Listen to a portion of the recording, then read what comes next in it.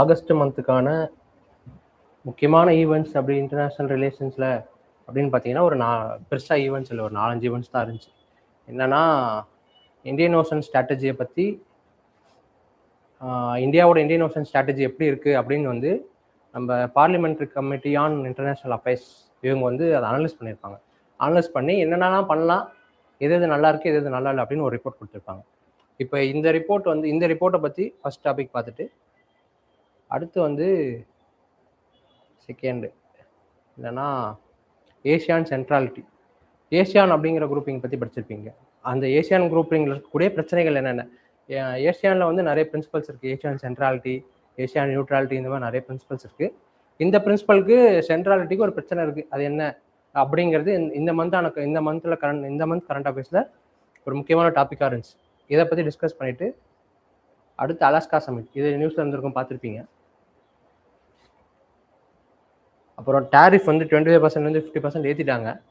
US வந்து இந்தியாவோட இம்போர்ட்ஸ்க்கான tariff. இது முடிச்சுட்டு அப்புறம் இது வந்து கொஞ்சம் ஃபிலிம்ஸ்க்கு இம்பார்ட்டண்ட்டான டாபிக்.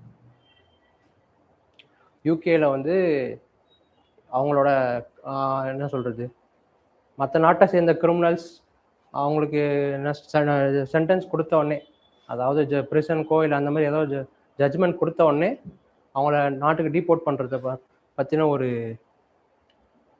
ஒரு இஷ்யூ வச்சு ஒரு ஈவெண்ட் வச்சு ஒரு பாலிசி வந்து ஃப்ரேம் பண்ணியிருந்தாங்க. அப்புறம் அடுத்த டாபிக் வந்து ஐமெக்கு பாசிபிளாக இல்லையா அப்படின்னு வந்து செக்ரட்டரியேட் லெவலில், நேஷ்னல் செக்ரட்டரியேட் லெவலில் ஒரு மீட்டிங் போயிருக்கோம். ஐமெக் மெம்பர்ஸ் இவங்கெல்லாம் சேர்ந்து பேசியிருப்பாங்க. இதுதான் இந்த மந்த்துக்கான கரண்ட் அஃபேர்ஸில் ஐஆரில் இம்பார்ட்டண்ட்டான டாபிக்ஸ். இந்தியன் ஓஷன் ஸ்ட்ராட்டஜி, அதாவது parliamentary committee on international relations. இந்த கமிட்டியோட ஹெட் யாருன்னு பார்த்தீங்கன்னா சசி தரூர். இது இப்போ தேவையில்லை. ஆனால் இந்த கமிட்டி வந்து என்ன பண்ணியிருப்பாங்கன்னா, இந்தியன் ஓஷன் ஸ்ட்ராட்டஜி இப்போ என்ன சொல்கிறது, இப்போ இருக்கிற டைமில் இந்தியன் ஓஷன் ஸ்ட்ராட்டஜி எந்த மாதிரி இருந்தால் நல்லாயிருக்கும் அப்படின்னு ஒரு ரிப்போர்ட் கொடுத்துருப்பாங்க. இந்தியன் ஓஷன் அப்படிங்கிறது இன்டர்நேஷ்னல் லெவலில் எப்போ வந்து ப்ராமினெண்ட்டாக மாறுச்சு அப்படின்னு பார்த்தீங்கன்னா, 2017 வந்து யூஎஸ் வந்து டிஃபென்ஸ் செக்யூரிட்டி டாக்குமெண்ட்னு ஒன்று ரிலீஸ் பண்ணியிருப்பாங்க. அதுக்கு முன்னாடி வந்து யூஎஸ் வந்து ஏசியா பசிபிக் ஓஷன் இதுக்கு வந்து இவ்வளோ இம்பார்ட்டன்ஸ் கொடுத்துருந்துருப்பாங்க. 2017 அந்த ஸ்ட்ராட்டஜிக் டாக்குமெண்ட்டில் என்ன பண்ணியிருப்பாங்கன்னா, அந்த ஏசியா பசிபிக் அப்படிங்கிற அந்த டேர்மை வந்து இண்டோ பசிபிக் அப்படின்ற ஒரு டேர்ம் வச்சு ரிப்ளேஸ் பண்ணியிருப்பாங்க. இதன் மூலயமா என்ன ஆச்சுன்னு அப்படின்னா, இந்த பசிபிக் ரீஜனில் அவங்க கொடுத்த இம்பார்ட்டன்ஸ் வந்து கொஞ்சம் அப்படியே எக்ஸ்பேண்ட் ஆகி இந்தியன் ஓஷன் ரீஜனுக்கு கொடுக்க ஆரம்பித்தாங்க 2017. இதுக்கு முன்னாடி இண்டோ பசிபிக் அப்படிங்கிற டேர்ம் வந்து எப்போ நடைமுறைக்கு வந்துச்சு அப்படின்னு பார்த்தீங்கன்னா, 2007 ஜப்பானோட பிஎம் வந்து இந்தியாவில் பேசியிருப்பார். அப்போது அந்த ஸ்பீச்சில் வந்து அவர் என்ன இப்போ ஃபஸ்ட்டு இண்டோ பசிபிக் அப்படிங்கிற வார்த்தையை வந்து யூஸ் பண்ணியிருப்பார். அதாவது இந்தியன் ஓஷனும் பசிபிக் ஓஷனும் தான் என்ன சொல்கிறது, குளோபல் ரிலேஷன்ஸை தீர்மானிக்கக்கூடிய சென்டர் பார்ட்டாக மாறப்போகுது அடுத்த செஞ்சுரியிலேருந்து, இந்த செஞ்சுரியிலேருந்து அப்படின்ற மாதிரி பேசியிருப்பார். இந்த ஈவெண்ட்ஸில் இருந்து அப்புறம் சைனாவோட டாமினன்ஸு, இந்தியாவோட ரீஜனல் அசர்ட்டிவ்னஸ், இந்த மாதிரியான காரணங்கள் வந்து இந்தியன் ஓஷன் வந்து ஒரு இம்பார்ட்டண்ட்டான ரீஜனாக வச்சுருக்கு குளோபல் ரிலேஷன்ஸில். அவ்வளோதான். இப்போ இந்தியாவுக்கு இந்தியன் ஓஷன் எவ்வளோ முக்கியம் அப்படின்னு பார்த்தீங்கன்னா, 3rd லார்ஜஸ்ட் ஓஷன், இது ஓகே. வேர்ல்டு பாப்புலேஷனில் 33% பாப்புலேஷன் வந்து இந்த ரீஜனில் தான் வசிக்கிறாங்க. இதுதான் டென்ஸ்லி பாப்புலேட்டட் ரீஜன், இந்த ரீஜனில் வசிக்கிறாங்க. அப்புறம் இந்தியாவோட 90% ஆஃப் த ட்ரேடு. இது வந்து நீங்கள் இந்த மாதிரியான இந்த வேல்யூஸ்லாம் நீங்கள் எங்கே எழுதுனாலும், நீங்கள் மெயின்ஸ் எழுதுகிறப்ப இந்தியன் ஓஷன் பற்றி, இந்தியாவுக்கு இந்தியன் ஓஷனோட இம்பார்ட்டன்ஸ் பற்றி ஒரு கொஸ்டின் வரப்போ, இல்லைனா இந்தியன் ஓஷன் ஸ்ட்ராட்டஜியை பற்றியோ, இல்லைனா இந்தியன் ஓஷன் ரிம் கண்ட்ரிஸ் பற்றியோ ஒரு கொஸ்டின் வரப்போ, நீங்கள் இந்த இந்தியாவுக்கு இந்தியன் ஓஷன் எவ்வளோ முக்கியம் அப்படிங்கிற இடத்துல இந்த டேட்டாவை கண்டிப்பாக யூஸ் பண்ணலாம். அப்புறம் 67% ஆஃப் ஆயில் ஷிப்மெண்ட்ஸ் வந்து இந்த வழியில் தான் நடக்குது. India as a net security provider, அதாவது இந்தியன் ஓஷன் ரீஜனில் இந்தியாவோட ரோல் என்ன அப்படின்னு உள்ள போனீங்க அப்படியே அதாவது அந்த ஆஸ்பெக்டில் பார்க்குறப்ப கவுண்டர் பைரசி ஆப்ரேஷன்ஸ். சோமாலியா கடற்கொள்ளையர்கள் அப்படிங்கிறதுக்கு பேப்பர்லாம் படிச்சிருப்பீங்களே. இந்த மாதிரியான விஷயங்கள் வந்து நம்ம ஆப்பிரிக்கன் கடற்பகுதியில் இந்தியன் ஓஷன் ரீஜன் வந்து ப்ரோன் டு பைரட்ஸ், இந்த மாதிரியான விஷயங்களில் வந்து இந்த பிஸ்னஸ் அப்புறம் என்ன கண்டெய்னர் ஷிப்ஸு இந்த மாதிரியான டிரான்ஸ்போர்ட் என்ன சொல்கிறது ஷிப்மெண்ட்ஸ் நடக்கக்கூடிய ஷிப்ஸுக்கு வந்து ப்ரொடெக்ஷன் கொடுக்கறது இந்தியன் ஓஷனில் இந்தியாவோட ரோல் அதிகமாக இருக்குது. அப்புறம் ஐயூயூ ஃபிஷிங் காம்பேக்ட். ஐயூயூ அப்படின்னா இல்லீகல் அன்ரிப்போர்ட்டட் அன்ரெகுலேட்டட் ஃபிஷிங். அதாவது ஒவ்வொரு நாடும் வந்து அவங்களுக்கு ஒதுக்கப்பட்ட எக்ஸ்க்ளூசிவ் எக்கனாமிக் ஜோன்ல தான் ரிசோர்ஸஸை வந்து எக்ஸ்ப்ளாய்ட் பண்ணணும் அப்படிங்கிறது என்ன சொல்கிறது எல்லா நாட்டுக்கும் இருக்கக்கூடிய ஒரு ரூல். ஆனால் இதை தாண்டி வந்து நிறைய நாட்டில் இந்த மாதிரி என்ன சொல்கிறது அன்ரிப்போர்ட்டடான இல்லீகல் ஃபிஷிங் பண்ணுறாங்க. இந்த பிரச்சனை வந்து ஒரு குளோபல் பிரச்சனையாக இருக்குது. இதுக்காக ரீசெண்டாக வந்து WTO-லேருந்து ஒரு அக்ரிமெண்ட் போட்டிருப்பாங்க. ஃபிஷரிஸை வந்து ரெகுலேட் பண்ணுறது, அதாவது மீன் பிடிக்கிறத வந்து ரெகுலேட் பண்ணுறதுக்காக. இது வந்து இப்போ ரீசெண்டாக எப்போனா அக்டோபர் மாதம் இது வந்து செயல்பாட்டுக்கு வந்திருக்கும். இந்த அக்ரிமெண்ட் வந்து 22ல் போட்டிருப்பாங்க, 25லேருந்து செயல்பாட்டுக்கு வந்திருக்கும். இப்போ இது ரீசெண்ட் கரண்ட் அஃபேர்ஸ் இருந்துச்சு. இந்த மாதிரியான இல்லீகல் அன்ரிப்போர்ட்டட் அண்ட் அன்ரெகுலேட் ஃபிஷிங் வந்து இதை வந்து காம்பேக்ட் பண்ணுறதுல இந்தியாவோட ரோல் ஒரு முக்கியமான ரோலாக இருக்குது எங்கள் இந்தியன் ஓஷன் ரீஜனில். அப்புறம் இது வந்து ஒரு முக்கியமான டாபிக். அதாவது இந்தியன் ஓஷன் ரீஜனில் இன்ஃபர்மேஷன் ஷேரிங் அப்படிங்கிற விஷயம் வந்து இந்தியா, ஃப்ரான்ஸு, USA, UK இவங்களெல்லாம் சேர்ந்து ஒரு குரூப்பிங் ஆரம்பித்து வச்சுருக்காங்க. IFSC IORன்னு சொல்லுவாங்க. இது நீங்கள் ஃபிலிம்ஸில் எக்ஸ்பெக்ட் பண்ணலாம். இந்த குரூப்பிங்ஸில் இருக்கக்கூடிய மெம்பர் யார் யார், இவங்க என்ன மாதிரியான இன்ஃபர்மேஷன் ஷேர் பண்ணிக்கிறாங்க, இந்த விஷயத்தில் மட்டும் இதில் வந்து இந்த விஷயத்துக்கு இம்பார்ட்டன்ஸ் கொடுத்து படிச்சிங்கன்னா இது வந்து ஒரு முக்கியமான டாபிக், இந்த IFSC IOR அப்படிங்கிறது. அப்புறம் சாகர் அண்ட் மகாசாகர் இனிஷியேட்டிவ்ஸ். சாகருங்கிறது 2015 நம்ம கவர்மெண்ட் வந்து லான்ச் பண்ண ஒரு ஸ்கீம். அதாவது என்னன்னா இந்தியன் ஓஷன் ரிம் ஸ்டேட்ஸ் அவங்க எல்லாருக்கும் security and growth for all இந்த ரீஜன். அதாவது இந்த ரீஜனுங்கிறது இந்தியன் ஓஷன் ரீஜன். இந்தியன் ஓஷன்ல இருக்கக்கூடிய லிட்டோரல் ஸ்டேட்ஸ்க்கு செக்யூரிட்டி அண்ட் க்ரோத் ப்ரொவைட் பண்ணுறது தான் இந்த ஸ்கீமோட அப்ஜெக்டிவ். 2015 கவர்மெண்ட் லான்ச் பண்ணியிருக்கோம்.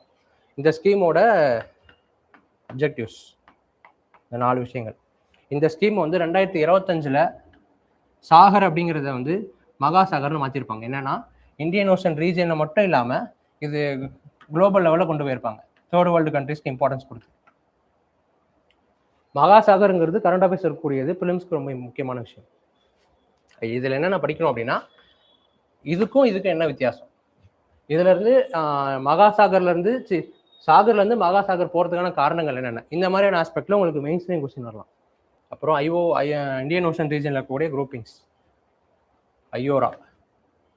ஐயோரா அப்படிங்கிறது இந்தியன் ஓஷன் ரிம் அசோசியேஷன் சொல்லுவாங்க. படிச்சிருக்கீங்களா? 97 ஆரம்பிச்சிருப்பாங்கன்னு நினைக்கிறேன். நெல்சன் மண்டேலா இந்தியாவுக்கு வந்திருப்பார். அப்போ அவர் என்ன சொல்லியிருப்பாரு, இந்த மாதிரி இந்தியன் ஓஷனில் இருக்கக்கூடிய எல்லா நாடுகளும் சேர்ந்து ஒரு குரூப்பிங் ஆரம்பித்தா எப்படி இருக்கும் அப்படின்னு ஒரு ஆசையாக சொல்லிட்டு போயிருப்பார். அவரோட கனவை நனவாக்குறதுக்காக இந்தியா எடுத்த இனிஷியேட்டிவ் தான் ஐயோரா. இந்தியாவும் சவுத் ஆஃப்ரிக்கா இணைஞ்சு எடுத்த இனிஷியேட்டிவ் இது. என்னன்னா இந்தியன் ஓஷனில் இருக்கக்கூடிய எல்லா ஸ்டேட்ஸும், இந்தியன் ஓஷன் ரீஜனில் இருக்கக்கூடிய எல்லா லிட்டோரல் ஸ்டேட்ஸும் பாகிஸ்தானை தவிர்த்து இது எல்லாருமே இதில் மெம்பர்ஸாக இருக்காங்க. இது வந்து ஒரு கன்சென்சஸ் பேஸ்டு குரூப்பிங். அதாவது அந்த குரூப்பில் ஒரு முடிவு எடுக்கிறாங்க அப்படின்னா எல்லாரும் ஒரு மனதாக ஒத்துக்கிட்டா மட்டும்தான் அந்த விஷயம் வந்து அமல்படுத்த முடியும். இது ஒரு கன்சென்சஸ் குரூப்பிங். இது வந்து ஒரு பிலிம்ஸ் பொட்டன்ஷியலான ஏரியா ஐயோரா. அப்புறம் IONS இந்தியன் ஓஷன் நேவல் சிம்போசியம்னு சொல்லுவாங்க. இது வந்து 2008 சம்திங்கில் இந்தியாவுடைய இனிஷியேட்டிவ்.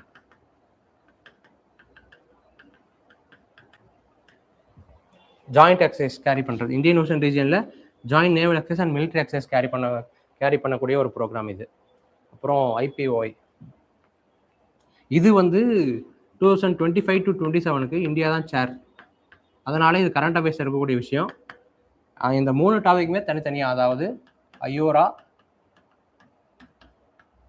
அப்புறம் IONS Indian ocean naval symposium, அப்புறம் இந்தோ பசிபிக் ஓஷன் இனிஷியேட்டிவ், அப்புறம் 4வது அந்த IFC.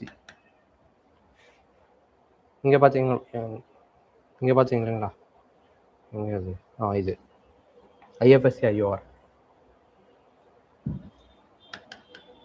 இந்த 4மே ரொம்ப இம்பார்ட்டண்ட்டான விஷயம் இந்தியன் ஓஷனை பற்றி.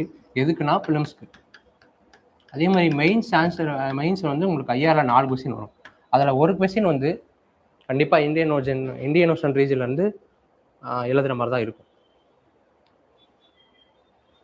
ஆக்சுவலாக இப்போ இதில் இன்னொரு முக்கியமான விஷயம்னா, இதில் இந்த 4 ஈவெண்ட்டில் இந்த 3 விஷயங்கள் ஐயோரா, IPOI, IONS இது 3மே கரண்ட் அஃபேர்ஸில் இருக்குது. ஏதாவது ஒரு ஈவெண்ட் வந்து சம்மந்தப்பட்டிருக்கு. அதனால் இதை கொஞ்சம் நல்லா ஃபோக்கஸ் பண்ணி படிச்சுக்கோங்க. அப்புறம் குவாடு 2017 ஆரம்பிச்சிருப்பாங்க. குவாடுக்கான பர்பஸ் என்ன, குவாடில் மெம்பர்ஸ் யார் யார், இதுதான் உங்களுக்கு குவாடு வந்து படிச்சிருப்பீங்க. அதாவது குவாடிலேட்டரில் USA, Japan, India, Australia 4 members. அப்புறம் பிம்ஸ்டெக் இருந்து 25 ஃபிலிம்ஸ்க்கு ஒரு கொஸ்டின் வந்துருச்சு. ரீஜனல் செக்யூரிட்டி என்னன்னா, இந்தியா வந்து ரீஜனல் செக்யூரிட்டி சார்க்கை வந்து ஃபோக்கஸ் பண்ணாததால, பெருசாக சார்க்கு ஃபோக்கஸ் பண்ணாததால அதோட ஆல்டர்னேட்டிவாக இந்தியா வந்து பிம்ஸ்டெக்கை யூஸ் பண்ணிக்குது. பிம்ஸ்டெக்குங்கிறது இந்தியன் ஓஷன் ரீஜனில் இம்பார்ட்டண்ட்டாக இருக்கக்கூடிய ஒரு குரூப், மல்டிலேட்ரல் ஃபோரம். இது இந்தியன் ஓஷன் ரீஜன் சம்மந்தப்பட்ட இம்பார்ட்டண்ட்டான மல்டிலேட்ரல் என்கேஜ்மெண்ட் நடக்கக்கூடிய குரூப்பிங்ஸ். அப்புறம் இந்த கமிட்டி கொடுத்த ரெக்கமெண்டேஷன் படி இந்தியன் ஓஷன் ரீஜனில் இந்தியாவுக்கு இருக்கக்கூடிய பொட்டன்ஷியலான பிரச்சனைகள் என்னென்ன அப்படின்னு பார்த்தீங்கன்னா, நிறைய பிளாட்ஃபார்ம் இருக்குது. இந்த மாதிரி 1, 2, 3 அந்த மாதிரி நிறைய பிளாட்ஃபார்ம் இருக்குது. இந்தியன் ஓஷன் சம்மந்தப்பட்டு நிறைய மல்டிலேட்ரல் குரூப்பிங்ஸ் இருக்குது. இதில் வந்து ஒவ்வொரு குரூப்பிங்கும் ஃப்ராக்மெண்டடான அப்ரோச் இருக்குது. இது ஒரு பெரிய பிரச்சனை. அப்புறமா இந்தியன் லிட்டரல் ஸ்டேட்ஸான மற்ற ஸ்டேட்ஸான இந்த நாட்டுக்கும் கூட பெருசாக ஒரு ரிலேஷன் கிடையாது. இந்தியாவுக்கும் அவங்களுக்கும் ஒரு டிப்ளமேட்டிக் என்கேஜ்மெண்ட் பெருசாக கிடையாது. அப்புறம் எக்ஸ்டர்னல் அஃபேர்ஸ் மினிஸ்ட்ரி லெவலில் பெரிய ஒரு கோஆர்டினேஷன் கிடையாது இந்த நாட்டுங்க இந்தியன் ஓஷன் லிட்டரல் ஸ்டேட்ஸ்க்கு மத்தியில். இப்போ இது பேர் என்ன, இந்த ஐயோரா பார்த்தீங்கன்னா இதுலேயுமே வந்து பாகிஸ்தான்லாம் மெம்பர் கிடையாது. இது வந்து ஒரு என்ன சொல்கிறது, இங்கே இருக்கிற எல்லாருமே இருக்கிறாங்க, ஒருத்தர் மட்டும் இல்லைங்கிறது ஒரு கோஆர்டினேஷன் இல்லை அப்படிங்கிற ஒரு விஷயம்தான் காட்டும். என்ன பண்ணலாம், ஒவ்வொரு மொத்தம் 35 லிட்டரல் ஸ்டேட்ஸ்னா என்னன்னு தெரியல. அதாவது என்னன்னா, இப்போ இருங்க இங்கே இருக்காங்க பார்த்தீங்களா, இதுதான் இந்தியன் ஓஷன். இது தெரியும்ல, இந்தியன் ஓஷனை பார்டர் பண்ணக்கூடிய எல்லா கண்ட்ரிஸுமே அதோட அந்த ஸ்பெசிஃபிக்கான ஓஷனோட லிட்டரல் ஸ்டேட்ஸ் அப்படின்னு சொல்லுவாங்க. இப்போ இது வந்து இவங்கெல்லாம் வந்து அட்லாண்டிக் ஓஷனோட லிட்டரல் ஸ்டேட்ஸ். இந்த கண்ட்ரிஸ், அதாவது இந்தியன் ஓஷனை பார்டர் பண்ணக்கூடிய எல்லா கண்ட்ரிஸுமே யார் இந்தியன் ஓஷனோட லிட்டரல் ஸ்டேட்ஸ். புரியுதுல?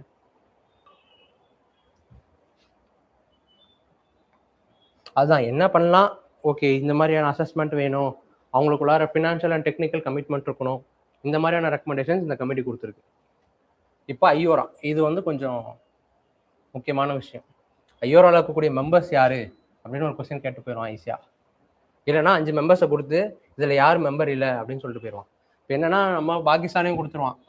இதை நம்ம கவனிக்காமல் விட்டோம், பாகிஸ்தான் மெம்பர் இல்லை அப்படிங்கிறத நம்ம ஸ்பெசிஃபிக்காக பார்க்கல அப்படின்னா நமக்கு பிரச்சனை. அதே மாதிரி இங்கே மியான்மர் மெம்பர் கிடையாது. மியான்மர் வந்து இந்தியன் ஓஷன் ரீஜனோட ஒரு லிட்டரல் ஸ்டேட் தான், ஆனால் மியான்மர் வந்து மெம்பர் கிடையாது. இப்போ பாகிஸ்தான் மியான்மர் ஆப்ஷனில் வச்சுட்டானா நமக்கு படிக்கல அப்படின்னா நமக்கு தெரியாது. அதனால இந்த ஸ்டேட்ஸ் இப்போ ஐயோராக்கு மட்டும் மெம்பர்ஸ் யார் யார் அப்படிங்கிறத கொஞ்சம் மைண்டில் வச்சுக்கோங்க. யாருங்கிறத மைண்டில் வச்சுக்கிறத விட யார் யார் இல்லை அப்படிங்கிறத ஃபோக்கஸ் பண்ணிக்கங்க, நல்லா இருக்கும் அது. அப்புறம் இந்தியா வந்து அதாவது சேர் பர்சன் வந்து இந்தியா ஆகுது எப்போ 25 to 27. அதனால வந்து இது வந்து கரண்ட் அஃபேர்ஸ் இருக்கக்கூடிய ஒரு விஷயம். நீங்கள் ஐயோரால் வந்து கண்டிப்பாக கொஸ்டின் எதிர்பார்க்கலாம். இப்போ இந்த பிரச்சனையெல்லாம் சால்வ் பண்ணுறதுக்கு என்னென்னலாம் பண்ணலாம் அப்படின்னு அந்த கமிட்டியோட ரெக்கமெண்டேஷன்ஸ் ஸ்ட்ராட்டஜி. அதான் மொத்தமாக ஒவ்வொரு விஷயத்துக்கும் ஒவ்வொரு என்ன சொல்கிறது, ஒரு குரூப்பிங் ஆரம்பிக்கிறத விட யூனிஃபைட் ஸ்ட்ராட்டஜியாக இருந்தால் நல்லாயிருக்கும் அப்படின்னு ரெக்கமெண்டேஷனில் சொல்லியிருக்காங்க. அப்புறம் naval modernisation. India is the 7th strongest, இந்தியாவோட நேவி வந்து 7th ஸ்ட்ராங்கஸ்ட் இந்த வேர்ல்டு அப்படின்னு சொல்கிறாங்க. 7th. இது வந்து இருக்கக்கூடிய இந்த ப்ரைவேட் ஆர்கனைசேஷன்ஸோட ரிப்போர்ட். இது வந்து என்ன சொல்கிறது, ஒரு அத்தன்டிக் சோர்ஸ்லேருந்து வர்றது கிடையாது. இருந்தாலும் சைனாவோட டாமினன்ஸ் இந்தியன் ஓஷனில் டேக்கிள் பண்ணுறதுக்கு, அப்புறம் யூஎஸோட என்ன சொல்கிறது அவங்களோட அத்துமீறல்கள் டேக்கிள் பண்ணுறதுக்கு, இப்போ அவங்க சொல்கிறத நான் சொல்கிறத நீ கேட்டுதாண்டா ஆகணும் அப்படிங்கிறான விஷயங்களை ஃபோர்ஸ் பண்ணக்கூடிய விஷயங்கள் வந்து டேக்கிள் பண்ணுறதுக்கு இந்தியா கிட்ட ஒரு ஸ்ட்ராங்கான நேவல் இருக்கிறது, நேவல் ஃபோர்ஸ் ஸ்ட்ராங்காக இருக்கிறது ஒரு நல்ல விஷயம். இருந்தால் நல்லாயிருக்கும். அதான் நேவலை மாடர்னைஸ் பண்ண சொல்கிறாங்க. அப்புறம் கிரீன் மகாசாகர் ப்ரோக்ராம் நல்ல ப்ரோக்ராம் தான். ஆனால் அது வந்து என்விரான்மெண்ட் ஃப்ரெண்ட்லியாக இருக்கா அப்படின்னு பார்க்கணும் அப்படிங்கிறது ஒன் ஆஃப் த ஒரு சஜஷன். அப்புறம் இன்ஸ்டிடியூஷனல் ரிஃபார்ம், அதான் ஒரு சென்ட்ரலைஸ்டு கோஆர்டினேஷன் இருக்கணும் இருக்கிற எல்லா ஸ்டேட்ஸ்குள்ளார அப்படிங்கிறது. ASEAN centrality under pressure. ASEAN அப்படிங்கிற குரூப்பிங் படிச்சிருப்பீங்க. அதாவது உலகத்தில் இருக்கக்கூடிய மல்டிலேட்டரல் ஃபோரமில் ஒரு ரீஜனல் குரூப்பிங்ஸ். ஏசியானுங்கிறது ஒரு regional grouping. EU, SAARC, ASEAN, இவங்களாம் ரீஜனல் குரூப்பிங்ஸ். அதாவது அந்த குரூப்பிங்கில் அந்த ஏரியாவில் இருக்கக்கூடிய நாடுகள் மட்டும்தான், அந்த ரீஜனில் இருக்கக்கூடிய நாடுகள் மட்டும்தான் அந்த குரூப்பிங்கில் மெம்பர்ஸாக இருப்பாங்க. EU and ASEAN R the most successful regional groupings இந்த வேர்ல்டு அப்படின்னு சொல்லுவாங்க. என்னன்னா இவங்களுக்குள்ளார இருக்கிற கோஆர்டினேஷன் வந்து இவங்களுக்குள்ளார பிரச்சனை வராமல் பார்த்துக்குது, ப்ளஸ் இவங்களுக்குள்ளார இந்த பிரச்சனையும் சால்வ் பண்ணிருச்சு. மற்ற குரூப்பிங்ஸ் இப்போ சார்க்கு, நார்த் அமெரிக்காவில் இருக்கக்கூடிய US, கனடா, அப்புறம் மெக்சிகோ, இவங்க சேர்ந்து இவங்க ஒரு குரூப்பிங் வச்சுருப்பாங்க. சவுத் அமெரிக்கன் கண்ட்ரிஸ் ஒரு குரூப்பிங் இருக்கும். மற்ற எல்லா குரூப்பிங்ஸுமே வந்து அவங்களுக்குள்ளார வந்து இன்டர்னல் கான்ஃப்ளிக்ஸ் இருக்குது, ப்ளஸ் என்ன சொல்கிறது ஒரு கன்சென்சஸ் இல்லை அவங்களுக்குள்ளார, இந்த மாதிரியான பிரச்சனைகள் இருக்குது. ஆனால் EUவும் ஏசியானும் மட்டும்தான் மோஸ்ட் சக்ஸஸ்ஃபுல் குரூப்பிங்ஸ் அப்படின்னு சொல்லுவாங்க. ஏன்னா அவங்களுக்குள்ளார இருந்த பிரச்சனைகள் வந்து அந்த குரூப் மூலயமா, அந்த ஃபோரம் மூலயமா அவங்க வந்து சால்வ் பண்ணிக்கிட்டாங்க அப்படிங்கிறதுனால இதை வந்து சக்ஸஸ்ஃபுல்லான குரூப்பிங்ஸ் அப்படின்னு சொல்லுவாங்க. இப்போ அந்த ஏசியானுக்கு நிறைய பிரச்சனைகள் வருது. ஏசியானை வந்து இன்டர்நேஷ்னல் ஸ்காலர்ஸ் வந்து நிறைய டேர்ம்ஸ் யூஸ் பண்ணுவாங்க. ஏசியான் சென்ட்ராலிட்டி, ஏசியான் நியூட்ராலிட்டி, இந்த வேர்ட்ஸ்லாம் வந்து நீங்கள் மெயின்ஸ் ஆன்சர் ரைட்டிங்கில் ஏசியான் பற்றியோ இல்லைனா சைனாவோட டாமினன்ஸ் பற்றியோ இல்லை இந்தியன் ஓஷன் ரீஜனை பற்றி நீங்கள் ஒரு கொஸ்டின் எழுதுறீங்க அப்படிங்கிறப்ப, ஏசியானை பற்றின ஒரு பாயிண்ட் எழுதுகிறப்ப இந்த மாதிரியான டேர்ம்ஸ் யூஸ் பண்ணிங்கன்னா அது அந்த ஆன்சர் நல்லாயிருக்கும். ஏசியான் சென்ட்ராலிட்டி அப்படின்னு என்னன்னா பார்த்தீங்கன்னா, ஏசியானோட ஏரியா பார்த்துருப்பீங்க. அதாவது பசிபிக் ஓஷனில் இந்தியன் ஓஷனையும் பசிபிக் ஓஷனையும் மெர்ஜ் பண்ணுற இடத்துல நடுவில் இருக்கும். இப்போ ஏசியன் சென்ட்ராலிட்டி அப்படின்னா என்னென்னா, இந்த ரீஜியனில் யார் வந்து என்ன இனிஷியேட்டிவ் பண்ணாலுமே சரி, இல்லை உலக லெவலில் என்ன மாதிரியான ஒரு முடிவு எடுத்தாலுமே சரி, அதில் சென்டர் ஆஃப் த கிராவிட்டியாக நாங்கள் தான் இருக்கணும். ஏசியன் குரூப்பிங் தான் இருக்கணும். நாங்கள் இப்போ இதுக்கு முன்னாடி 10 மெம்பர்ஸ் இருந்தாங்க. இப்போ 11ஆவதாக டிமோர் லெஸ்டே அப்படிங்கிற ஒரு கண்ட்ரி, அதாவது ஏசியன் கண்ட்ரி வந்து ஏசியன் குரூப்பிங்கில் ஒரு மெம்பராக இருக்குது. இப்போ வந்து இது 11 ஆயிருக்கு. இது வந்து ஒரு கரண்ட் ஈவெண்ட். ஏசியன் சென்ட்ராலிட்டினா என்னென்னா, இந்த ரீஜியனில், அதாவது இண்டோ பசிபிக் ரீஜியனில் என்ன மாதிரியான ஒரு இனிஷியேட்டிவ் எடுத்தாலுமே என்ன சொல்கிறது, கோர் அப்ஜெக்டிவ் வந்து ஏசியன் தான் இருக்கும். கோர் அப்ஜெக்டிவ் ஏசியனோட அப்ஜெக்டிவாக தான் இருக்கணும். இப்போ நாங்கள் என்ன நினைக்கிறோமோ அதுதான் நாங்கள் இந்த ஏரியாவில் நடத்திக்குவோம் அப்படின்னு சொல்கிறது தான் ஏசியன் சென்ட்ராலிட்டி. ஏசியன் நியூட்ராலிட்டி அப்படின்னு என்னென்னு பார்த்தீங்கன்னா, என்ன மாதிரியான குளோபல் பவர்ஸ், பிக் பவர்ஸ் வந்து இன்ஃப்ளூயன்ஸ் கொடுத்தாலுமே நாங்கள் வந்து எந்த பவர், அதாவது இப்போ சைனா, USA, EU, ரஷ்யா, இவங்களாம் குளோபல் பவர்ஸ்னு வச்சுப்போம். இவங்க என்ன மாதிரியான ஒரு என்ன சொல்கிறது அலைன்மெண்ட் எங்களை வந்து என்ன சொல்கிறது குரூப்பிங்ஸ்குள்ளார பிளவு ஏற்படுத்தி ஒரு அலைன்மெண்ட்டை கொண்டு வராங்க அப்படின்னாலுமே நாங்கள் வந்து எந்த காரணத்துக்கு வந்து அதை விட்டு கொடுக்க மாட்டோம். நாங்கள் வந்து நியூட்ராலிட்டியாக இருப்போம், யாருக்கும் சப்போர்ட்டோ இல்லை அப்போஸோ பண்ண மாட்டோம் அப்படிங்கிறது தான் ஏசியன் நியூட்ராலிட்டி. இப்போ அந்த ஏசியன் சென்ட்ராலிட்டி இப்போ அதில் வந்து ப்ரெஷர் இருக்குது. ப்ரெஷர்னா அதுக்கு பிரச்சனை வந்துடுச்சு. என்ன மாதிரியான பிரச்சனை, ஏசியன் குரூப்பிங் 1967 ஆரம்பித்தாங்க. 11 மெம்பர்ஸ் இருக்காங்க. இப்போ 25 தான் ஜாயின் பண்ணியிருப்பாங்க டிமோர் லெஸ்ட்டு. இது கரண்ட் அஃபேர்ஸ் ஈவெண்ட்டு, ஞாபகம் வச்சுக்கோங்க.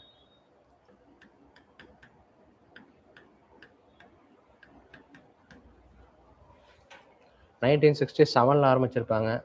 Indo Pacific diplomacy. அப்புறம் இவங்களோட கோர் பிரின்சிபல் என்னன்னு பார்த்தீங்கன்னா, ASEAN leads regional forum maintaining neutrality among competing. அதான் எந்த முடிவு எடுத்தாலுமே ஏசியான் என்ன சொல்கிறது, அதில் வந்து ஒரு நியூட்ராலிட்டி இருக்கணும் அப்படிங்கிறது தான் ஏசியானோட ஒரு கோர் அப்ஜெக்டிவ். இதை என்ன சொல்கிறது, ஏசியான் ஆரம்பிக்கிறதுக்கு முன்னாடி வந்து அதில் மெம்பர்ஸாக இருந்த 10 கண்ட்ரீஸ்குள்ளார பயங்கர பிரச்சனை இருக்கும். அவங்களுக்குள்ளார மலேசியா, சிங்கப்பூருக்குள்ளார பிரச்சனை இருக்கும். வியட்நாம் அப்புறம் பிலிப்பைன்ஸ்க்கு நடுவில் பிரச்சனை இருக்கும். இந்த மாதிரி அவங்களுக்குள்ள நிறைய பிரச்சனை இருந்துச்சு. தாய்லாந்து இவங்களுக்குள்ள நிறைய பிரச்சனை இருந்துச்சு. ஆனால் இந்த குரூப்பிங்கை வச்சு, இந்த குரூப்பிங் வந்து ஒரு 10 வருஷம் கூட இருக்காது அப்படின்லாம் கிரிட்டிசைஸ் பண்ணாங்க பெரிய பெரிய கண்ட்ரிஸ். அப்போ யூஎஸ்ஏ, ரஷ்யாலாம் யூஎஸ்எஸ்ஆர்லாம் கிரிட்டிசைஸ் பண்ணியிருப்பாங்க. ஆனால் அந்த 10 வருஷம் கூட இருக்காதுன்னு சொன்னதால் அவங்க அந்த 10 வருஷத்தில் அதில் இருந்து எல்லா பிரச்சனையுமே சால்வ் பண்ணியிருப்பாங்க. அதனால் வந்து குரூப்பிங் உலகத்தில் இருக்கக்கூடிய மற்ற குரூப்பிங்ஸ்க்கு ஏசியான் வந்து ஒரு முன்னோடி அப்படின்னு சொல்லலாம். Regional cooperation and economic partnership படிச்சிருக்கீங்களா, ஞாபகம் இருக்கா? RCEP வந்து world's largest free trade agreement. USA, China, ஏசியானு, ரஷ்யா, யூகே, யூரோப்பியன் யூனியன், உலகத்தில் கூடிய பெரிய ஆஸ்திரேலியா, ஜப்பானு எல்லாருமே மெம்பர்ஸாக இருப்பாங்க, இந்தியாவை தவிர. ஏன் இந்தியா இல்லை அப்படின்றதுக்கு அது அந்த ஐடியா அந்த தெரியுமில்ல? புரியல. க்ளோஸ்ட் எக்கானமிங்கிறத விட இந்தியாவோட பெரிய பிரச்சனை வந்து இந்த குரூப்பிங் மூலிமா ஏசியானை வந்து ஒரு டூலாக யூஸ் பண்ணி சைனா வந்து நமக்குள்ள இம்போர்ட்ஸை டம்ப் பண்ணிடுவான். அது ஒன்று தான் வந்து இந்தியாவோட ஒரு பெரிய பிரச்சனை. க்ளோஸ்ட் எக்கானமிங்கிறத விட சைனா வந்து ஏசியானை யூஸ் பண்ணிக்குமோ அப்படின்னு பயப்படுது. இப்போ இந்தியாவுக்கும் ஏசியானுக்குமே நடுவில் அட்டிகா அப்படின்னு சொல்லிட்டு ஒரு ஃப்ரீ ட்ரேட் அக்ரிமெண்ட் இருக்குது. ஃப்ரீ ட்ரேட் அக்ரிமெண்ட்டில் வந்து எப்பயுமே 2 பேருக்குமே மியூச்சுவலாக பெனிஃபிட் இருக்கா அப்படின்னு பார்ப்பாங்க. இந்த அக்ரிமெண்ட் வந்து போட்டப்போ 2 பேருக்கு மியூச்சுவலாக பெனிஃபிட் இருந்துச்சு. ஆனால் இப்போ பார்த்தீங்கன்னா இது வந்து ஒரு ஒன் சைடடாக போயிடுச்சு. அதாவது ஏசியன் கண்ட்ரிஸ் மட்டும் தான் பெனிஃபிட் ஆகுறாங்க. இந்தியாவுக்கு வந்து பெருசாக பெனிஃபிட்டே கிடையாது. இந்தியாவில் இருக்கக்கூடிய ஃபார்மர்ஸு, இந்தியாவில் இருக்கக்கூடிய டொமஸ்டிக் ப்ரொடியூசர்ஸ்லாம் இதனால் பாதிக்க தான் படுறாங்க, அந்த அட்டிகா அப்படிங்கிற FTAனால. இதனால் வந்து இந்தியா வந்து இந்த ரீட்ரேட் அக்ரிமெண்ட்டை ரெனிவல் பண்ணலாமா வேணாமா அப்படின்னு ஒரு கன்சிடர் பண்ணலாமா வேணாமா அப்படின்னு ஒரு யோசனையில் இருக்காங்க. அதனால் ஏசியான் கண்ட்ரிஸ், சைனா, அப்புறம் இங்கே கீழே இருக்கக்கூடிய கண்ட்ரி, இவங்க கூட ஒரு ஃப்ரீ ட்ரேட் அக்ரிமெண்ட்னாலே இந்தியா யோசிக்குது, சைனா இவங்களை யூஸ் பண்ணி நம்மக்கிட்ட ப்ராடக்டை டம்ப் பண்ணிடுவானோ அப்படின்னு. அதனால் அதுதான் ஒரு முக்கியமான காரணம் இந்தியா RCEPல சேராமல் போனது. இப்போ இதுதான் RCEP லீட் பண்ணுறதே யாருன்னு பார்த்தீங்கன்னா ஏசியான் தான். இதுதான் ஏசியான் சென்ட்ராலிட்டி. அதாவது இந்த ரீஜியனில் என்ன மாதிரியான ஒரு இனிஷியேட்டிவ் ஆரம்பித்தாலும் இல்லை குரூப்பிங் ஃபார்ம் பண்ணாலுமே அதோடைய சென்டர் வந்து நாங்களாக தான் இருக்கணும் அப்படிங்கிறது தான் ஏசியானோட சென்ட்ராலிட்டிக்கான ஏசியன் சென்ட்ராலிட்டி பிரின்சிபல். என்னென்ன சேலஞ்சஸ் வந்துருக்கு ஏசியன் சென்ட்ராலிட்டிக்கு? First great power competition. US வந்து ஒரு பக்கம் அவங்களுடைய ஆதரவாளர்களை இந்த பக்கம் இழுக்கிறான், சைனா வந்து அவங்களோட ஆதரவாளர்களை இந்த பக்கம் இழுக்கிறான். இவங்க 2 பேர் தான் முக்கியமான காரணம்.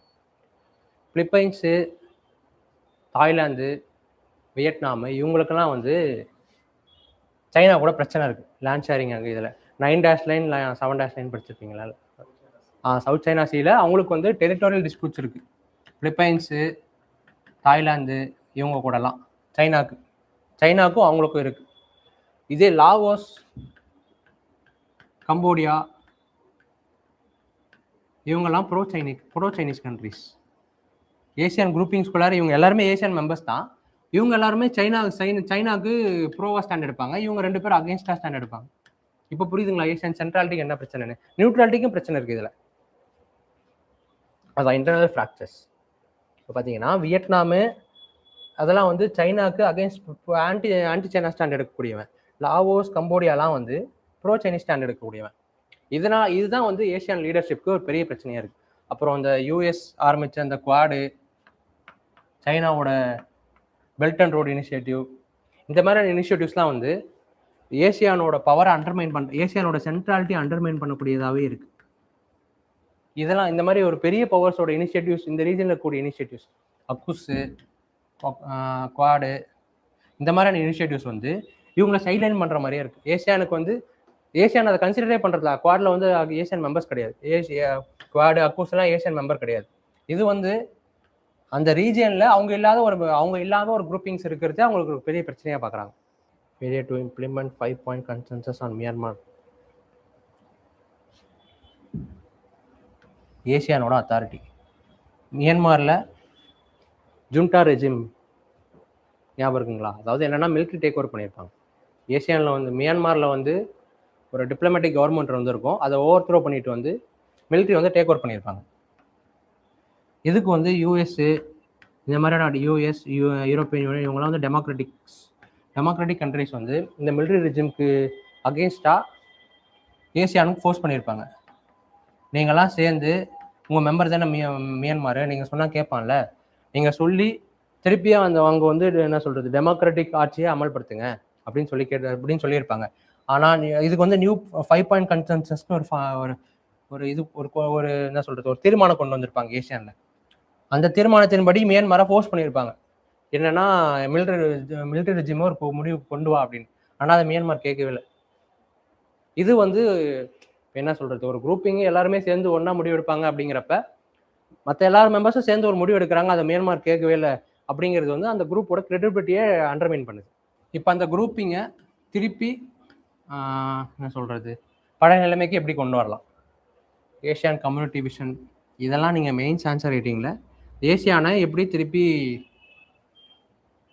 பழைய நிலைமை கொண்டு வரலாம் அப்படிங்கிற பாயிண்ட்ஸ் வே ஃபார்வர்டு எழுதுறப்ப இந்த வேர்ட்ஸ் நீங்கள் போட்டிங்கன்னா வேல்யூடேஷனாக இருக்கும் ஆன்சர், என்ன கண்டென்ட் என்ரிச் பண்ண மாதிரி இருக்கும். European union Asian free trade agreement. India வந்து இந்தியன் ஓஷன் ரீஜனில் என்ன மாதிரியான இண்டோ பசிபிக் ரீஜனில் என்ன மாதிரியான முன்னெடுப்பு எடுத்தாலுமே ஏசியானுக்கு வந்து ஒரு தனி ரோல் கொடுத்துரும். ஈஸ்ட் ஏசியா சமிட்னு ஒன்று ஆரம்பிச்சிருக்கோம். நம்ம பிரைம் மினிஸ்டர் வந்து 2019 ஈஸ்ட் ஏசியா சமிட்டில், இது கொஞ்ச நேரத்துக்கு முன்னாடி பார்த்தோம்ல, IPOI, இந்த இண்டோ பசிபிக் ஓஷன் இனிஷியேட்டிவ் அப்படிங்கிற இந்த குரூப்பிங்கை வந்து ஈஸ்ட் ஏஷியா சமிட், அதாவது ஏசியான், இந்தியா, இவங்கெல்லாம் அந்த கலந்துப்பாங்க அந்த மீட்டிங்கில், ஈஸ்ட் ஏஷியா சமிட்டில். அந்த சமிட்டை தான் லான்ச் பண்ணியிருப்பாங்க. இந்தியானால ஏசியானுக்கு எந்த பிரச்சனையும் கிடையாது. ஏன்னா இந்தியா வந்து ஏசியான் ஸ்ட்ராங்காக இருக்கிறது தான் இந்தியாவோட என்ன சொல்கிறது, இந்தியாவுக்கு தேவை அப்படின்னு இந்தியா கருதுகிற விஷயம். மற்ற சூப்பர் பவர் யாரும் இண்டோ பசிபிக் ரீஜனில் வந்துடக்கூடாது.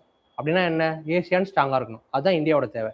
அதனால் இந்தியா வந்து ஸ்ட்ராங்காக இருக்கணும், ஏசியான் ஸ்ட்ராங்காக இருக்கணும் தான் எதிர்பார்க்கும். பிரிட்ஜ் மிலிட்டரிசம், உங்களுக்குள்ளே இருக்கிற பிரச்சனையெல்லாம் மறந்து ஏசியான் லெட் ப்ராசஸ்க்கு முக்கியத்துவம் கொடுத்து இருக்கிற சின்ன குரூப்பிங்ஸ் கூட ஒரு டிப்ளமேட்டிக் என்கேஜ்மெண்ட் வச்சுக்கிட்டா நல்லாயிருக்கும், இருக்கிற பிரச்சனைகளுக்கு சொல்யூஷன் கண்டுபிடிக்கலாம் அப்படின்னு சொல்கிறாங்க. அலாஸ்கா சமிட் தெரியுதில்ல யாருன்னு, புட்டின்னு, ட்ரம்ப்பு. டிப்ளமேட்டிக் என்கேஜ்மெண்ட் அலாஸ்கால ஏன் நடந்துச்சு, இது ரொம்ப முக்கியமான விஷயம். என்னன்னா 1867 அலாஸ்கா வந்து ஒரு பெர்மாஃப்ரோஸ்ட்னா எப்பயுமே பனியால் சூழப்பட்ட ஒரு பகுதி தான் பெர்மாஃப்ரோஸ்ட்னு சொல்லுவாங்க. பெர்மாஃப்ரோஸ்ட்டு அலாஸ்கா இதை வச்சுட்டு ஒன்றுமே பண்ண முடியாதுன்னு சொல்லி அலாஸ்காவை வந்து அப்போ இருந்த ரஷ்யா தான் அமெரிக்காவுக்கு விற்றுருப்பாங்க. இப்போ அலாஸ்காவோட ரோல் வந்து என்ன சொல்கிறது, குளோபல் பாலிடிக்ஸில் ரொம்ப முக்கியமானதாக போயிட்டே இருக்கு. இதுக்கான காரணம் என்னன்னு பார்த்தீங்கன்னா, ஆர்டிக் உருக ஆரம்பிச்சிச்சு. ஆர்டிக் மெல்டிங் தான் காரணம். ஆர்டிக் மெல்ட் ஆகிறதுனால அலாஸ்கா வந்து ஆர்டிக் ரீஜனில் இருக்கக்கூடிய ஒரு லேண்ட் ஸ்பேஸ். அலாஸ்கா பார்த்துருக்கீங்களா எங்கே இருக்குன்னு? யூஎஸோட ஒரு லேண்ட்மாஸ் தான். ஆனால் யூஎஸ்க்கும் அலாஸ்காவுக்கும் எந்த ஒரு கனெக்ஷனுமே இருக்காது. கனடாக்கு பக்கத்தில் அலாஸ்கா தனியாக இருக்கும். ரஷ்யாவோட கண்ட்ரோலில் தான் இருந்துச்சு அலாஸ்கா. 1867 தான் ரஷ்யா வந்து வித்துட்டான் அமெரிக்காவுக்கு காசு வாங்கிட்டு. 85% ஆஃப் த அலாஸ்கா வந்து இன்னுமே பெர்மாஃப்ராஸ்டால சூழப்பட்டிருக்கு. ஆர்டிக் ஜியோ பாலிட்டிக்ஸ்க்கு இதுதான் ஆர்ட்டா இருக்க போகுது அப்படின்னு சொல்றாங்க. இதனால இந்த சமிட் நடந்த அலாஸ்கா வந்து ரொம்ப முக்கியமானது. என்ன சொல்றது, ரொம்ப ஜியோ பொலிட்டிக்கல் சிக்னிஃபிகன்ஸான ஒரு லேண்ட் ஏரியா இது. அதனால இந்த சமிட் ரொம்ப முக்கியம். இந்த சமிட் நடந்ததால் அலாஸ்கா இப்போ வந்து நமக்கு டாபிக்ல இருக்கு. இதுதான் அலாஸ்கா பின்னாடி இருக்கிற பேக்ரவுண்ட். இதுதான் ஏன் இந்த வென்யூ சூஸ் பண்ணாங்க. இந்த இந்த மீட்ல அவங்க என்ன பேசியிருப்பாங்கன்னா, ரஷ்யா உக்ரைன் வார்க்கு ஒரு சீஸ்ஃபயர் கொண்டு வரலாம் அப்படிங்கிறத பத்தி தான் பேசியிருப்பாங்க. இந்த இடத்துல பேசுறதுக்கான காரணம் என்னென்ன, ஏன் இந்த இடம் ரொம்ப முக்கியமானதா போச்சு அப்படின்றப்ப, அதான் ரஷ்யா கிட்ட இருந்து வாங்கின டெரிட்டரி அது ஒரு முக்கியமான காரணம். ரெண்டாவது, 2 பேருக்குமே பக்கத்துல இருக்கு. மூணாவது பாயிண்ட், குளோபல் பவர்ஸ் 2 பேருமே அலாஸ்கா இந்த ஆர்டிக் ரீஜன்ல கவனம் செலுத்துறாங்க அப்படிங்கறத வந்து இன்டைரக்டா சொல்றாங்க. அவ்வளவுதான். இந்த சமிட்டோட ஸ்ட்ராட்டஜிக் டைமென்ஷன்ஸ். இந்த சமிட்னால என்னென்ன முக்கியம், முதல் சண்டைக்கு தீர்வு கொண்டு வந்தாங்களோ இல்லையோ, சண்டைக்கு ஒரு பிரச்சனையை சால்வ் பண்ணலாம், தீர்வு கொண்டு வரலாம் அப்படிங்கிறத பத்தி பேச ஆரம்பிச்சாங்க ரஷ்யாவும் யூஎஸும் நேரடியாக உட்காந்து. இந்த சண்டைக்கான ரஷ்யா உக்ரைன் கான்ஃபிளிக்ட்கான காரணம் தெரியல உங்களுக்கு. 2022 வந்து உக்ரைன் என்ன பண்ண ஆரம்பிச்சிருக்கோம்னா, சரி நம்ம நேட்டோவில் ஜாயின் பண்ணிடுவோம். யூஎஸ்எஸ்ஆர்ல டிஸ்இன்டகிரேட் ஆனப்ப இதுல இருந்து வந்தவங்க தான் ரஷ்யா, யூஎஸ்எஸ்ஆர்ல, சாரி உக்ரைன்லாம்.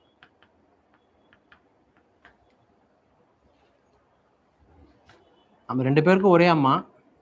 ஆனா நீ வந்து எதிரி கூட போறியா, நேட்டோ கூட போய் ஜாயின் பண்றியா அப்படிங்கிறதா ரஷ்யாவுக்கு கூட ஒரே பிரச்சனை உக்ரைன்ட்ட.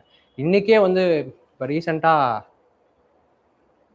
ஒரு இந்தியன் டிப்ளமேட் பேசியிருப்பாரு. என்னன்னா, சாரி எக்ஸ் டிப்ளமேட் என்ன பேசியிருப்பாருன்னா, இன்னைக்கே வந்து ஜெலன்ஸ்கி, அதாவது உக்ரைனோட பிரசிடென்ட் வந்து நான் நேட்டோவில் சேர மாட்டேன் அப்படின்னு எழுதி கொடுத்துட்டா இன்னைக்கு சாயந்தரமே வாரம் நிறுத்திடுவான் ட்ரம்ப், சாரி புட்டின் அப்படின்னு சொல்லியிருப்பாரு. அது உண்மைதான். நீ வந்து நேட்டோவில் சேரக்கூடாது, அதுதான் எனக்கு ஒரே காரணம். இந்த காரணத்துக்காக மட்டும்தான் ரஷ்யா வந்து இந்த வாரையை ஸ்டார்ட் பண்ணியிருப்பாங்க. இப்போ அப்படிங்கிறப்ப இவங்க நேட்டோனா அமெரிக்கா, அமெரிக்கானா நேட்டோ, அவ்வளோதான். நேட்டோவில் என்ன டிசிஷன் எடுத்தாலுமே அது அமெரிக்காவோட இன்ஃப்ளூயன்ஸில் தான் எடுப்பாங்க. இப்போ இவங்க 2 பேருமே டைரெக்டாக பேசிக்கிறாங்க அப்படிங்கிறப்ப உக்ரைனுக்கு இங்கே பர்பஸே இல்லாமல் போகுது. இது என்ன சொல்கிறது, அதாவது ப்ராக்சிஸ்னா இருக்கக்கூடிய சின்ன சின்ன எலமெண்ட்ஸ். இப்போ 10 பேர் 2 பேர் ஒரு 2 குரூப்புக்கு நடுவில் பெரிய சண்டை, 2 குரூப்பில் இருக்கிற இந்த குரூப்பில் 1000 பேர் இருக்கிறாங்கன்னா 2 பெரிய தலையே பேசிக்குது அப்படிங்கிறப்ப மற்றவங்களாம் சைலண்டாக தான் இருக்கணும். அவனுக்குள்ளார பிரச்சனை வந்து ஒன்று யூஸ் தான். அந்த மாதிரி 2 பெரிய தலை பேசிக்கிறப்ப இது வந்து டீஎஸ்கலேஷனுக்கு ஒரு பாத்வேவாக இருக்கும் கண்டிப்பா அப்படின்னு சொல்றாங்க. Great power diplomacy. அப்புறம் ஆர்டிக் ஜியோ பாலிட்டிக்ஸ். ஆர்டிக்கு இம்பார்ட்டன்ஸ் கொடுக்குறாங்க இந்த சமிட்ல. Energy security. யூஎஸ் வந்து ரஷ்யா மேலே ட்ரேட் சாங்ஷன்ஸ் போட்டதுனால குளோபல் லெவலில் ஆயில் ப்ரைஸஸ், எனர்ஜி ப்ரைஸஸ்லாம் பயங்கரமாக எஸ்கலேட் ஆகிருக்கு. இந்த வார் முடிவுக்கு வந்துச்சு அப்படின்னா அமெரிக்கா வந்து ரஷ்யா மேலே போட்டிருக்கிற சாங்ஷன்ஸ் எல்லாம் வித்ட்ரா பண்ணிடுவாங்க. இதனால குளோபல் லெவலில் குளோபல் ஆயில் ப்ரைஸ்லாம் ஸ்டெபிளைஸ் ஆகும் அப்படின்னு ஸ்காலர்ஸ் சொல்கிறாங்க. இந்த சமிட் வந்து இதுக்கு ஒரு என்ன சொல்கிறது, ஒரு பாதையாக இருக்கும், இந்த மாதிரியான விஷயங்களுக்கு ஒரு பாதையாக இருக்கும் அப்படின்னு சொல்கிறாங்க. இந்த சமிட்டுக்கும் இந்தியாவுக்கும் என்ன சம்மந்தம் அப்படின்னு பார்த்தீங்கன்னா, இந்தியா 2022 இந்த வார் ஆரம்பிச்சதுலேருந்து இந்தியா டைரெக்டாக ரஷ்யாவுக்கும் சப்போர்ட் பண்ணல, உக்ரைனுக்கும் சப்போர்ட் பண்ணல. இந்தியாவோட ஒரே நிலைப்பாடு பேச்சுவார்த்தை மூலம் தீர்வு காணுங்க, 21ஆம் நூற்றாண்டு வார்க்கான நூற்றாண்டு இல்லை. இதுதான் நம்ம பிரைம் மினிஸ்டரும் நம்ம எக்ஸ்டர்னல் அஃபேர்ஸ் மினிஸ்டர் அப்புறம் நம்ம டிப்ளமேட்ஸ் அங்கே போய் பேசுகிறப்ப கூடியப்ப ஸ்ட்ரெஸ் பண்ணக்கூடிய ஒரே விஷயம் டைலாக் தான். இப்போ இவங்களே இப்போ இந்த முக்கியமான சம்மந்தப்பட்ட 2 பேருமே டைலாக் வரப்ப 2 பேரும் இறங்கி பேசுகிறப்ப இது வந்து இந்தியா எதிர்பார்க்குற வழியில் போகுது. இந்த சமிட் வந்து இந்தியா வந்து இந்த சமிட்டுக்கு ஒரு ஆதரவான நிலைப்பாடு தான் எடுக்கும். இது இந்த சமிட்டுக்கும் இந்தியாவுக்குமான ஒரு என்ன சொல்றது, ஆஸ்பெக்ட்னு சொல்லலாம். அப்புறம் ட்ரேடு வாருங்கிறத விட யூஎஸ் இந்தியா மேலே தனிச்சையாக போட்ட 50% டேக்ஸ் இந்தியன் இம்போர்ட்ஸ் மேலே. இந்த 50% வந்து அவங்க எப்படி போட்டாங்கன்னா, ஃபஸ்ட்டு 25% ஆன் இம்போர்ட் டியூட்டி. எதுக்குன்னா ரெசிப்ரோகேட் டாக்ஸேஷன். அதாவது என்னென்னா, எந்தெந்த நாடு கூடலாம் அவங்க வந்து ட்ரேட் டெபிசிட் வச்சுருக்காங்களோ, அதாவது இந்தியாவிலேருந்து எக்ஸ்போர்ட்ஸ் யூஎஸ்ஏக்கு போகுது, யூஎஸ்லேருந்து எக்ஸ்போர்ட்ஸ் இந்தியாவுக்கு வருது. இப்போ எந்தெந்த நாடுகிட்ட எக்ஸ்போர்ட்ஸ் கம்மியாக இருக்குது, இம்போர்ட் அதிகமாக இருக்குது அப்படிங்கிறத பார்த்து அவங்க எல்லாருக்குமே பொதுவாக டேக்ஸ் போட்டாங்க யூஎஸ்ஏல. அது வந்து அப்போ வந்து 25% போட்டாங்க.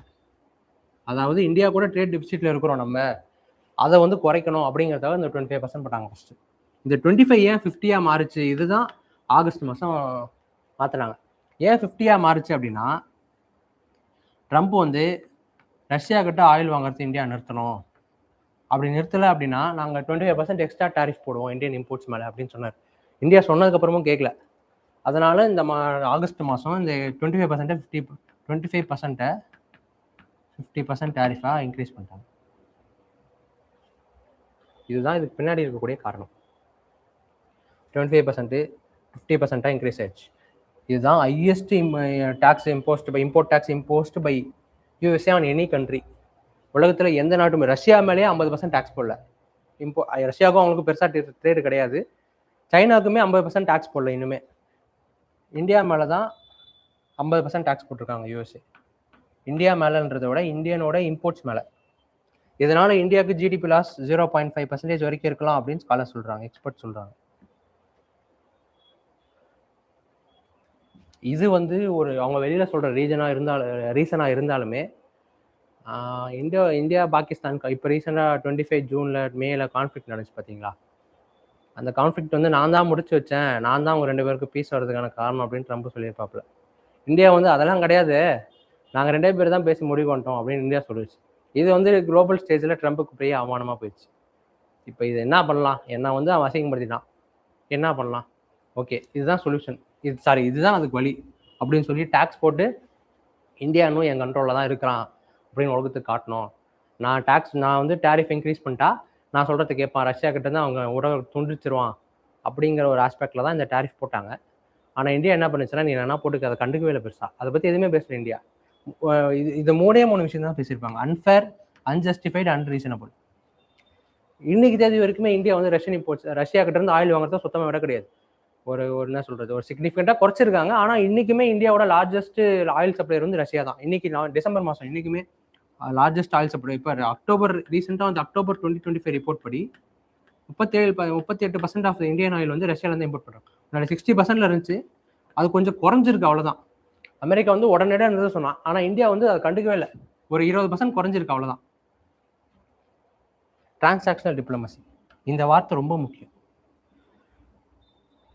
அதாவது என்னன்னா, ஃபாரின் ரிலேஷன்ஸில் ஒரு என்ன சொல்கிறது, ஒரு என்கேஜ்மெண்ட் இருக்குது, மற்ற நாடும் கூட ஒரு டைலாக் இருக்குது, ஒரு டிப்ளமேட்டிக் ஒரு என்கேஜ்மெண்ட் இருக்குது அப்படின்னா அது எப்படி இருக்கும்னா, ஓகே இன்னைக்கு எடுக்கிற முடிவு இன்னும் 100 வருஷத்துக்கு எப்படி இருக்கும், 200 வருஷத்துக்கு எப்படி இருக்கும் அப்படின்னு லாங் டேர்ம் ஆஸ்பெக்டில் தான் யோசிப்பாங்க. ஓகே, நாளைக்கு இதனால் பெனிஃபிட் அடைஞ்சிரும் அப்படிங்கிறத பற்றி பார்க்கவே மாட்டாங்க. எல்லா கண்ட்ரிஸோட டிப்ளமேட்ஸுமே இந்த ஆங்கில தான் யோசிப்பாங்க. டிரான்சாக்ஷனல் டிப்ளமசி இது வந்து ட்ரம்ப்போட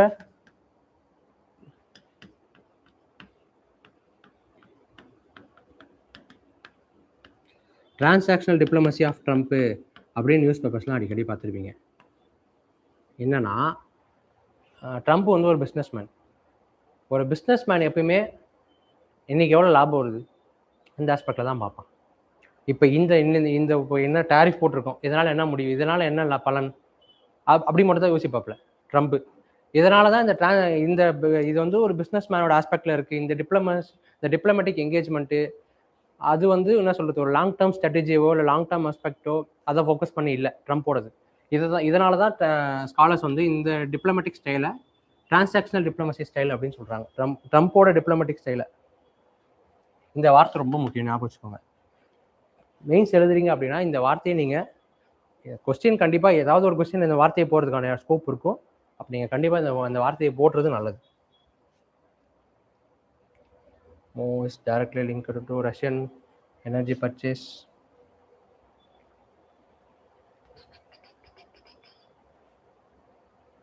ஜியோ பொலிட்டிக்கல் சிக்னலிங்.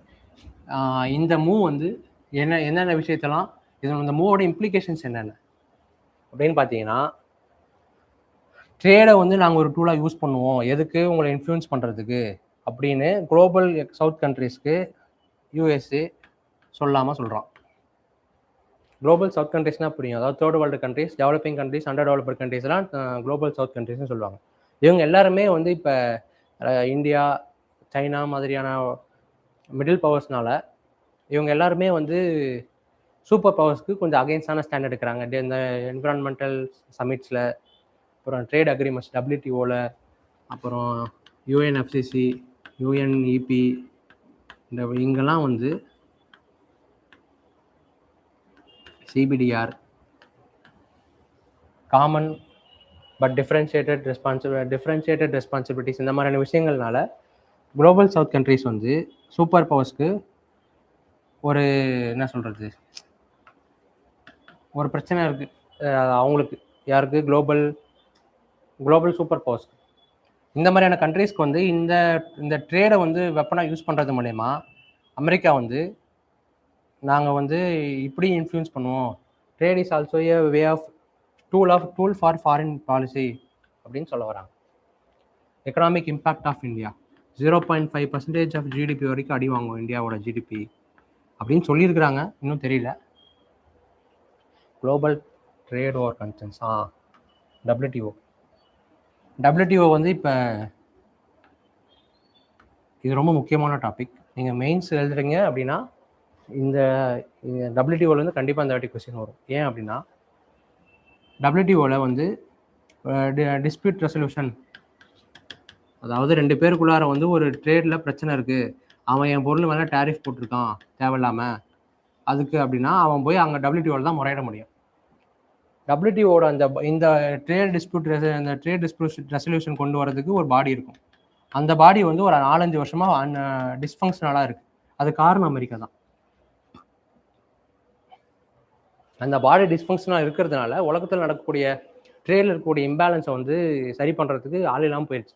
இப்போ இந்தியா மேலே யூனிலேட்டரலாக டேரிஃப் வந்து USA போட்டதுக்கும் இவங்க வந்து சரியாக செயல்படாமல் இருக்கிறது ஒரு முக்கியமான காரணம். இவங்க சரியாக இப்போ வந்து ஃபங்க்ஷனில் இருக்குது, அந்த டிஸ்பியூட் ரெசல்யூஷன் பாடி வந்து ஃபங்க்ஷனில் இருக்குது அப்படின்னா இந்தியா வந்து WTO முறையிட்டு இருக்கும், இது சரியில்லை அப்படின்னு. யூனிலேட்டரல் டேரிஃப்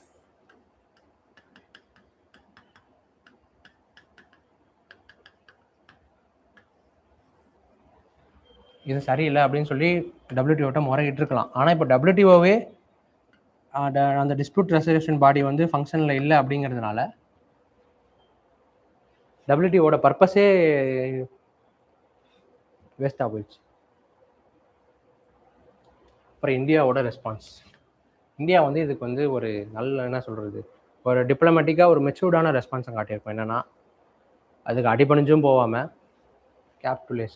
கேபிட்டுலேஷன் அப்படின்னா அவங்க சொல்கிறது அப்படியே கேட்குறது. அதாவது ரஷ்யா கிட்ட நீ ஆயிலை வாங்காத அப்படின்னு அந்த வாரத்திலே ரஷ்யா கிட்ட வந்து ஆயில் என்ன சொல்கிறது இம்போர்ட்ஸை கம்மியும் பண்ணாமல், கன்ஃபரண்ட் சண்டைக்கும் போகாமல் டிப்ளமேட்டிக் மெச்சூரிட்டியை காட்டியிருக்கு India. Long term strategic thinking.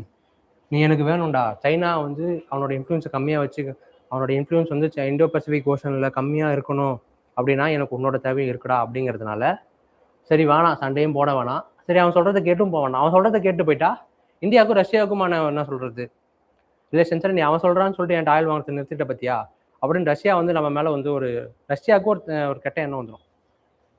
அதனால் இந்தியா வந்து இதை வந்து ரொம்ப டிப்ளமேட்டிக் மெச்சூரிட்டியோட ஹேண்டில் பண்ணியிருக்கு அப்படின்னு பல சொல்கிறாங்க. From diplomacy, no public escalation. இதை பற்றி கவர்மெண்ட் அஃபிஷியலாக பெருசாக எந்த என்ன சொல்கிறது இது எஸ்கலேட் பண்ணுற இதை பற்றி பேசலை எங்கேயும். India refuses to let external pressure dictate it's relations with Russia. அதாவது இந்த மாதிரியான ப்ரெஷர் வந்து இந்தியா ரஷ்யா ரிலேஷன்ஷிப்பையோ இல்லை பிரிக்ஸ் 25 கொஸ்டின் அது ஃபிலிம்ஸ் கொஸ்டின். பிரிக்ஸ் கூட்டமைப்பு ஏன் உருவாக்குனாங்க அப்படின்னு தெரியல. WTO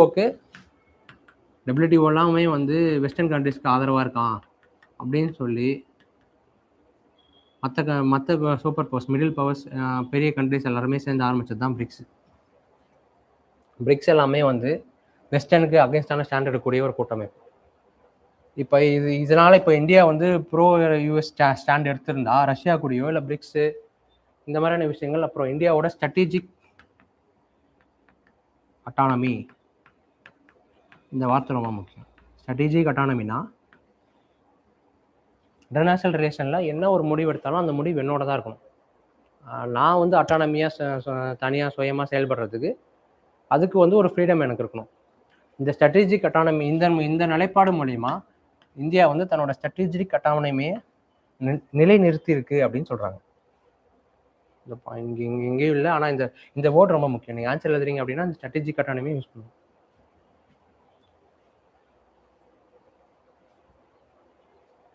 Unlike conceding states or confrontational powers, India charts an autonomic path.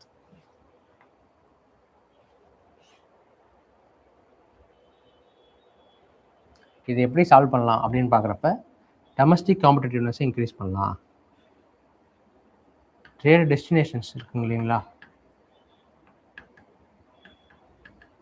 Trade destinations அப்படின்னா எக்ஸ்போர்ட் டெஸ்டினேஷன் சொல்லுவாங்க. ட்ரேடுங்கிறத விட எக்ஸ்போர்ட் டெஸ்டினேஷன் அப்படின்னா இந்த ப்ராடக்ட்டுக்கு எத்தனை பையர்ஸ் இருக்கிறாங்க. அதாவது இப்போ யூஎஸ்ஏக்கு நீங்கள் இது வரைக்கும் எக்ஸ்போர்ட் பண்ணிட்டு இருந்த ப்ராடக்ட்ஸை அந்த என்ன சொல்கிறது, டெஸ்டினேஷனை டைவர்ஸ் பண்ணி மற்ற கண்ட்ரீஸ்க்கு எக்ஸ்போர்ட் பண்ணலாம். இதன் மூலயமா அந்த ஜிடிபி லாஸையோ இல்லை என்ன சொல்கிறது, இந்தியாவோட ட்ரேட் லாஸையோ கம்மி பண்ணலாம். எக்ஸ்போர்ட் டெஸ்டினேஷன் அதிகப்படுத்துறது மூலயமா எக்ஸ்போர்ட் வேல்யூவை இன்க்ரீஸ் பண்ணலாம். இதெல்லாம் இதுக்கு இருக்கக்கூடிய solutions. Global trade reward strength, not sentiment. Strategic autonomy must be backed by economic resilience and competitive capacity. அதான் ஸ்ட்ராட்டஜிக் அட்டானமிக்கு எக்கனாமிக் ரெசிலியன்ஸ், காம்படிட்டிவ் கெப்பாசிட்டி ரெண்டுமே இருந்தால் தான் ஸ்ட்ராட்டஜிக் அட்டானமி உயிரோடு இருக்கும் அப்படின்னு சொல்கிறாங்க. இல்லைன்னா யூஎஸ் என்ன சொல்கிறானோ இல்லை மற்ற சூப்பர் பவர்ஸ் என்ன சொல்கிறாங்களோ அதுக்கெல்லாம் நம்ம போயிடும். இது வந்து ஒரு கன்க்ளூஷனுக்கு இந்த ஸ்டேட்மெண்ட் நல்லாயிருக்கும். Deport no appeal letter policy. இது ஒன்றுமே இல்லை, யூகேவோட ஒரு டிபோர்டேஷன் சொல்லுவாங்க.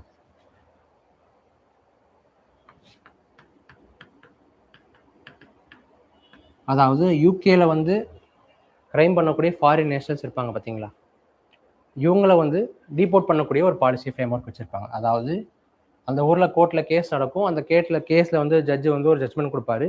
அந்த ஜட்ஜ்மெண்ட் படி இதுக்கு முன்னாடி எப்படி இருந்துச்சு அப்படின்னா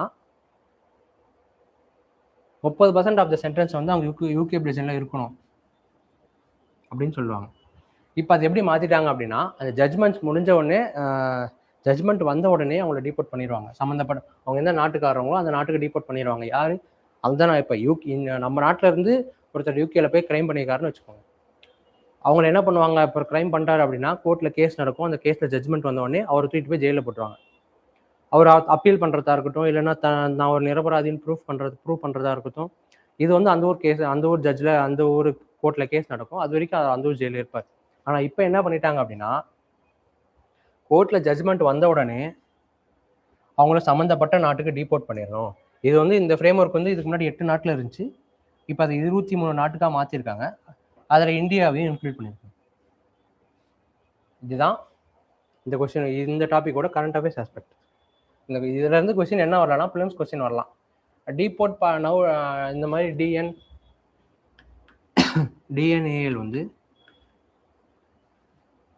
எந்த நாட்டோட ஸ்கீமு இல்லை எந்த நாட்டோட பாலிசி அப்படிங்கிற மாதிரி கொஸ்டின் வரலாம்.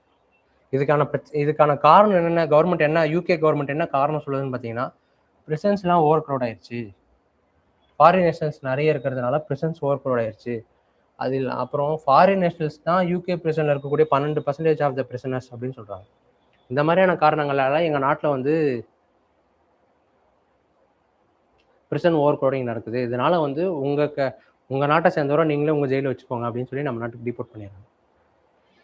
2025 படி 320 இந்தியன் நேஷன்ஸ் பிரிசனில் இருக்கிறாங்க, இங்கிலாண்டில் அண்ட் வேல்ஸ்.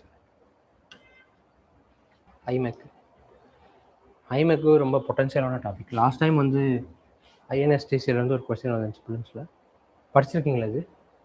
ஓகே, இவங்க இதில் இருக்கக்கூடிய பார்த்துவே எந்தெந்த கண்ட்ரிஸ் தாண்டி போகுது. இதில் ரொம்ப முக்கியமான விஷயம் யாருன்னு பார்த்தீங்கன்னா இவங்க தான், இஸ்ரேலும் சவுதி அரேபியாவும் தான். அதாவது 3 ஆக்சஸ்ன்னு சொல்லுவாங்க, ஈரானு, இஸ்ரேலு, சவுதி. இந்த ஏரியாவில் இருக்கிற எல்லாருமே சவுதியோட ப்ரோ சவுதிஸ் தான். இவங்க 3 பேருக்குள்ளார பிரச்சனை இருக்குது. இவங்க வந்து சன்னி முஸ்லீம்ஸ், இவங்க ஷியா முஸ்லீம்ஸ், இவங்க முஸ்லீம்ஸே கிடையாது. இதனால் இவங்களுக்குள்ளார பிரச்சனை இருக்குது, ரொம்ப வருஷமாக இருக்குது. உலகத்தில் நடக்கிற எல்லா பிரச்சனைக்கும் அடிப்படை காரணமே தான், வாருக்கு. இப்போ இவங்களுக்குள்ளார வந்து இந்த என்ன சொல்கிறது, ஐமெக் மூலயமா ஆல்ரெடி வந்து ஆப்ரகாம் அக்கார்ட்னு ஒன்று இருக்கும். அதாவது யூஏஇயும் இஸ்ரேலும் வந்து ஒரு அக்கார்ட் சைன் பண்ணியிருப்பாங்க. இஸ்ரேலோட டிப்ளமேட்டிக் என்கேஜ்மெண்ட் வந்து யூஏஇயில் ஸ்டார்ட் ஆகிருக்கும், ஆப்ரகாம் அக்கார்ட்னு சொல்லுவாங்க. இதை வந்து யார் பண்ணியிருப்பான்னு பார்த்தீங்கன்னா அமெரிக்கா வந்து பண்ணியிருப்பான். ஏன் இதை வந்து அமெரிக்கா பண்ணுறான் அப்படின்னு பார்த்தீங்கன்னா, அமெரிக்காவுக்கு இவனும் ஃப்ரெண்டு, இவன் தான் எதிரி. இப்போ இவனை அடிக்கணும் அப்படின்னா இவனையும் ஒன்றாக்கணும் அப்படிங்கிற ஒரு ஆஸ்பெக்டுக்காக ஆப்ரகாம் அக்கார்ட்ஸ் வந்து 2022 நினைக்கிறேன், 2022-21 சைன் பண்ணியிருப்பாங்க, யூஏஇயும் இஸ்ரேலும். இப்போ என்ன சொல்கிறது, சவுதி வந்து எந்த விஷயத்திலும் டேரெக்டாக இன்வால்வ் ஆகாது இஸ்ரேல் கூட ஒரு டிப்ளமேட்டிக் என்கேஜ்மெண்ட்டில். சவுதி வந்து யூஏஇயை நீ போய் அவங்களோட டிப்ளமேட்டிக் என்கேஜ்மெண்ட்டை வச்சுக்க, சவுதி சொல்கிறதுனால தான் அந்த யூஏஇ பண்ணும். இந்த மாதிரியான என்கேஜ்மெண்ட் ஸ்டார்ட் ஆச்சு எப்போன்னு பார்த்தீங்கன்னா 22. ஆனால் 23 தான் நினைக்கிறேன் காசா வார் எப்போ ஆரம்பிச்சது. காசா வார், இந்த இஸ்ரேல் காசா பிரச்சனை ஆரம்பித்ததுலேருந்து இவங்களுக்குள்ளார ஒரு டிப்ளமேட்டிக் என்கேஜ்மெண்ட் கிடையாது. பாலஸ்தீன் வந்து ஒரு அராப் ஸ்டேட்டு, இஸ்ரேல் பாலஸ்தீன் கதை தெரியல. பாலஸ்தீன் வந்து ஒரு அராப் ஸ்டேட்டு, அதை வந்து இஸ்ரேல் ஜூ பீப்புள் வந்து அதை வந்து எங்கள் நாட்டில் வந்து ஆக்குபை பண்ணியிருக்காங்க அப்படின்னு சொல்லி அராப் ஸ்டேட்ஸ்க்கும் இஸ்ரேலுக்கும் பெரிய பிரச்சனை இருக்குது. இந்த பிரச்சனையை தாண்டி வந்து இந்த இப்போ காசா வார் வந்ததுனால இந்த பிரச்சனையை தாண்டி அந்த ஆப்ரகாம் அக்கார்டு, என்ன சொல்கிறது, இந்த ஐமெக் ப்ராஜெக்ட் இந்த மாதிரி ப்ராஜெக்ட் மூலயமா இவங்களுக்குள்ளார வந்து ஒரு அஃபினிட்டி உருவாச்சு. இந்த அஃபினிட்டி வந்து இந்த காசா வார்னால அப்படியே நின்றுச்சுங்கிறத விட பிளவு அதிகமாயிடுச்சு இவங்களுக்குள்ளார. இப்போ இதில் இருக்கக்கூடிய மெம்பர்ஸ் யார், இதனால் இந்தியாவுக்கு என்ன ப்ளஸ்ஸு, இது ரெண்டு மட்டும் பிலிம்ஸ் ஆஸ்பெக்டில் நீங்கள் பார்க்குற மாதிரி இருக்கும். மெயின்ஸ் ஆஸ்பெக்டில் வந்து ஐமெக்கு நடக்குமா நடக்காதா, இப்போ தான் ரீசெண்டாக இவங்க பேசியிருக்காங்க. இவங்க இதில் கூடிய member secretary, national security council secretariat லெவலில் இவங்கெல்லாம் சேர்ந்து இது எப்போ லான்ச் பண்ணியிருப்பாங்கன்னு பார்த்தீங்கன்னா 23 G20 சமிட் இந்தியாவில் நடந்திருக்கும். இந்த G20 சமிட்டில் நம்ம பிஎம் தான் வந்து ஐமெக்கை வந்து லான்ச் பண்ணியிருப்பார். இதை வந்து இந்தியா வந்து இது எப்படி பார்க்குதுன்னா, சைனாவோட பெல்ட் அண்ட் ரோடு இனிஷியேட்டிவ்க்கு ஒரு கவுண்டர் இனிஷியேட்டிவாக பார்க்குது. இது வந்து இந்த மிஷனோட கோர் அப்ஜெக்டிவ்ஸ் ட்ரேட் எஃபிஷியன்சி இன்க்ரூஸ் பண்ணுறதுக்கு, எக்கனாமிக் ஜோன்ஸ் கிரியேட் பண்ணுறதுக்கு சைனாவோட ஒரு ஆல்டர்னேட்டிவாக, சைனாவோட ரோட பெல்ட் அண்ட் பிஆர்ஐக்கு ஒரு ஆல்டர்னேட்டிவாகவும், இதில் இருக்கக்கூடிய ப்ளஸ் என்ன, ட்ரேடிங் என்ஹான்ஸ்மெண்ட் அதிகமாகும். இங்கேருந்து நீங்கள் கிரீஸுக்கு போகணும் அப்படின்னா சூயஸ் கனால் வழியாக மட்டும்தான் போக முடியும்.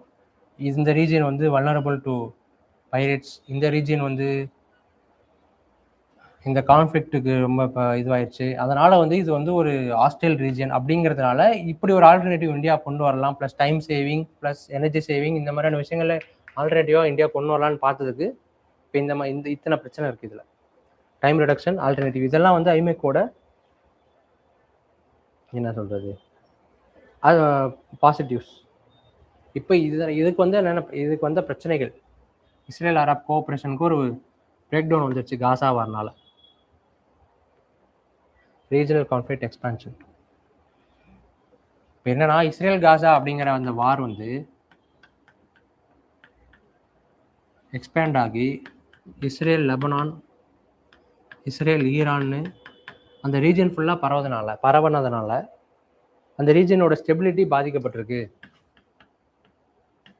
அந்த ரீஜனே வல்னரபிள் ஆயிடுச்சு வார்க்கு அப்படிங்கிறப்ப இந்த ப்ராஜெக்டோட ஃபியூச்சருங்கிறது கொஸ்டின் மார்க் ஆகுது. Collapse of Saudi Israel normalization. அவங்களுக்குள்ள நார்மலைஸ் ஆன ரிலேஷன்ஷிப் வந்து சுத்தமாக கொலாப்ஸ் ஆயிடுச்சு. இது 4 தான் காரணம் அப்படின்னு சொல்கிறாங்க. Israel views IMEC as essential for economic integration with Arab. இஸ்ரேலுக்கு ஐமெக், இந்தியாவுக்கு எவ்வளோ இம்பார்ட்டன்ட் ஐமெக், அதே மாதிரி இஸ்ரேலுக்கு ஒரு இம்பார்ட்டண்ட்டாக பார்க்கப்பட்டுச்சு அப்படின்னு அவங்க பிரைம் மினிஸ்டரே சொல்லியிருப்பார்.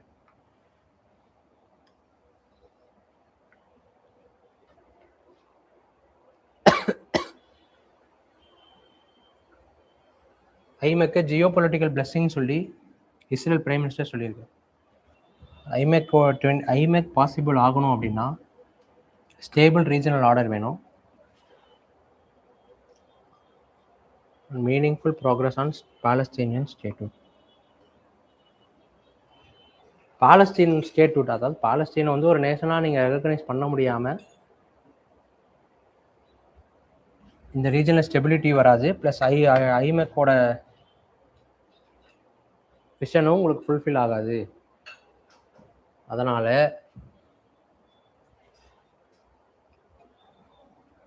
இந்த ரீஜனில் ஸ்டெபிலிட்டி வர்றது மட்டும்தான் ஒரே சொல்யூஷன்.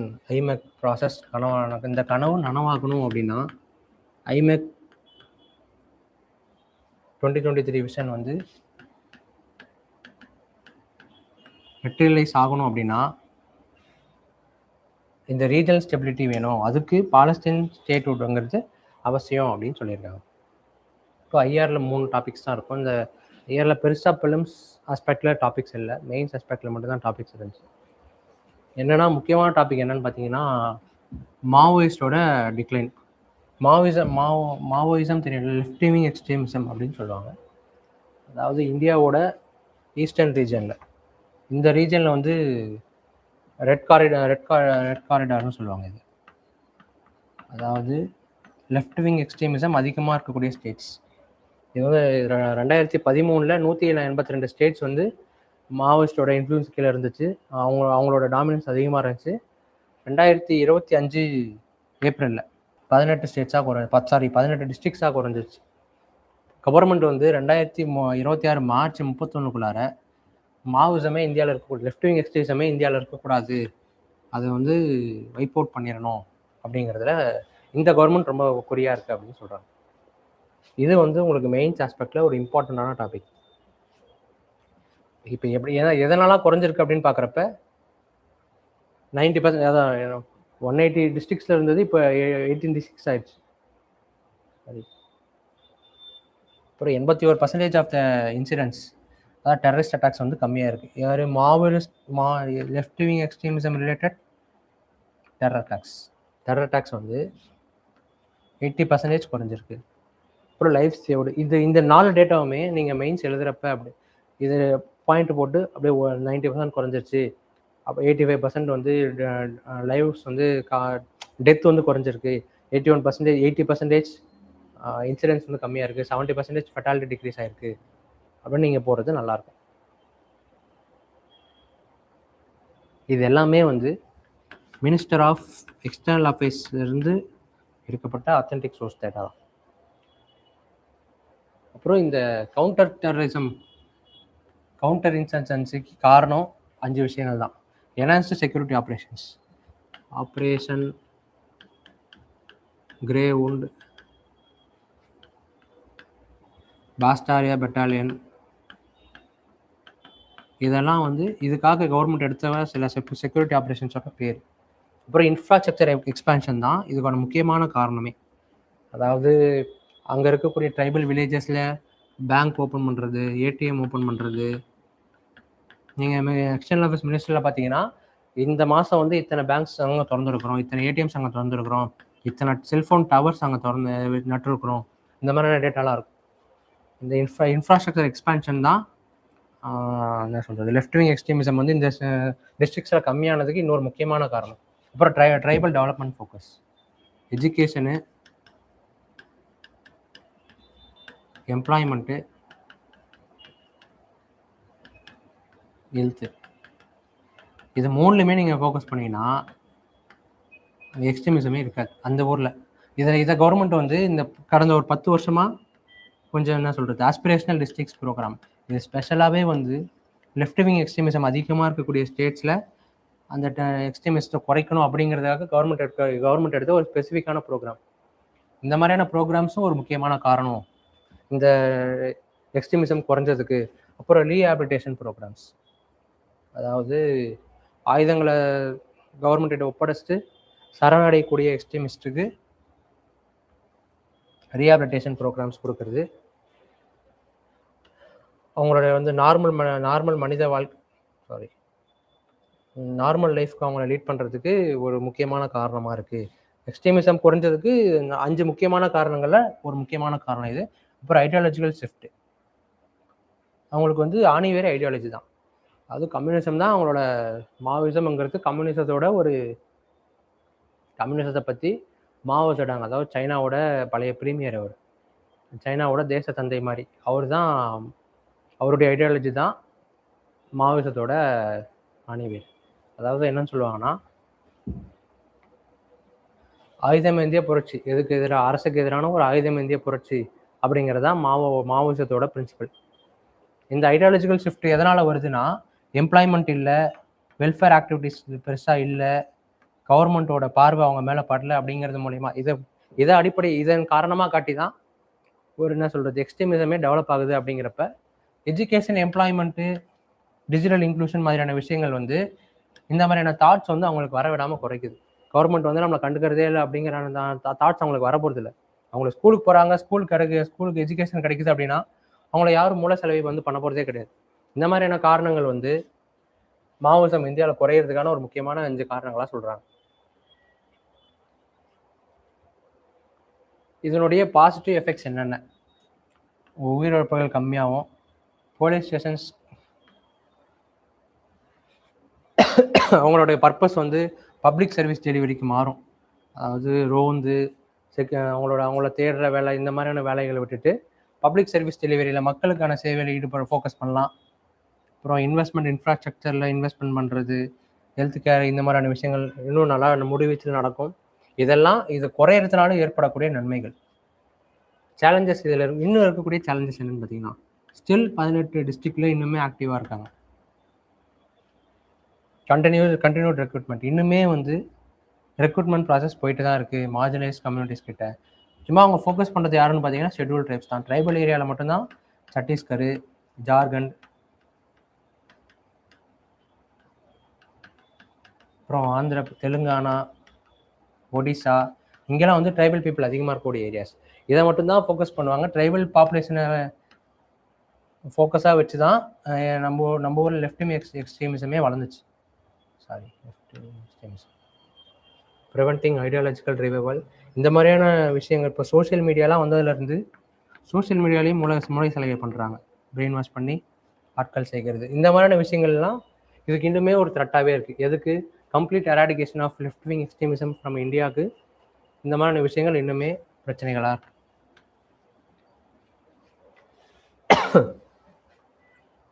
அப்புறம் மிஷன் சுதர்சன் சக்ரா, இது என்னன்னா air defence shield. Prime minister வந்து இண்டிபெண்டன்ஸ் டே ஸ்பீச்சில் பேசியிருப்பார். என்னன்னா, இந்த இந்தியா பாகிஸ்தான் கான்ஃப்ளிக்டை முடிச்சுட்டு இந்தியாவுக்கு ஏர் டிஃபென்ஸ் எவ்வளோ முக்கியம், அதுவும் நம்மளே உருவாக்கின ஏர் டிஃபென்ஸ் சிஸ்டம்ங்கிறது எவ்வளோ முக்கியம் அப்படிங்கிறத பற்றி பேசிட்டு இதுக்கு ஒரு பேர் வச்சிருப்பார், மிஷன் சுதர்சன் சக்ரா. அதாவது என்னன்னா 2035 இதுக்குள்ளார இன்டைஜினியஸ்லி developed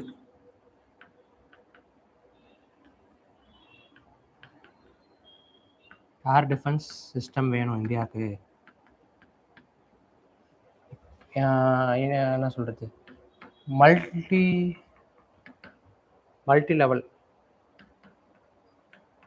multi லெவல்னா low, medium, high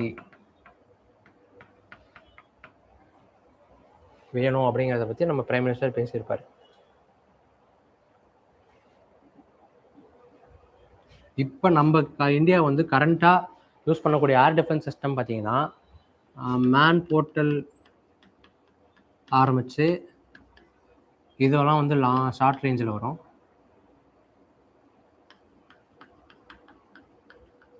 short ரேஞ்சில் ஆகாஷ் வந்து indigenous air defence system, air defence missile.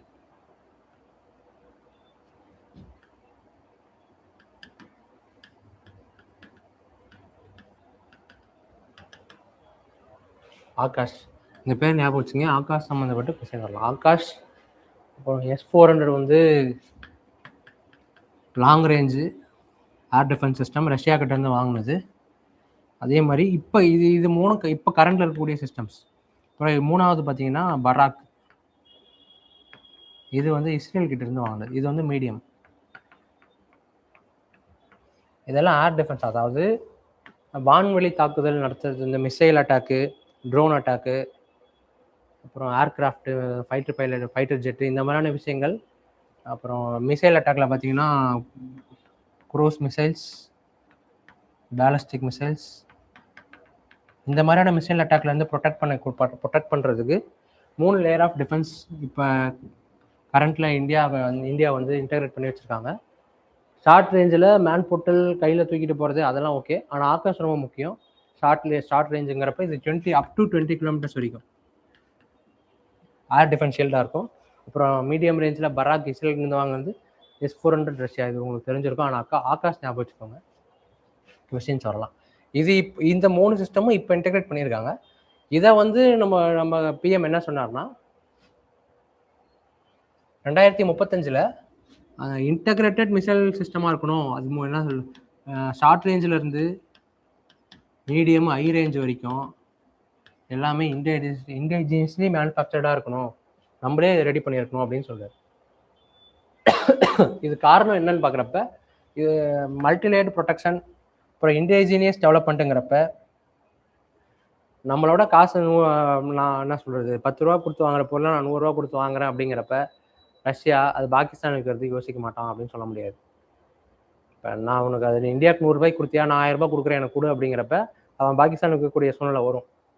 சைனாக்கிட்ட already S-400 இருக்கு. இந்த மாதிரியான காரணங்களால் ஸ்டெபிலிட்டி வேணும், இன்டர்னல் ப்ரொடெக்ஷன் வேணும், மிலிட்ரி சுப்பீரியாரிட்டி வேணும் அப்படிங்கிற காரணங்களுக்கு என்ன முக்கியம்னா இண்டிஜினியஸ் டெவலப்மெண்ட்டுங்கிறது ரொம்ப முக்கியம். உள்நாட்டு தயாரிப்பு இண்டிஜினியஸ் தான்.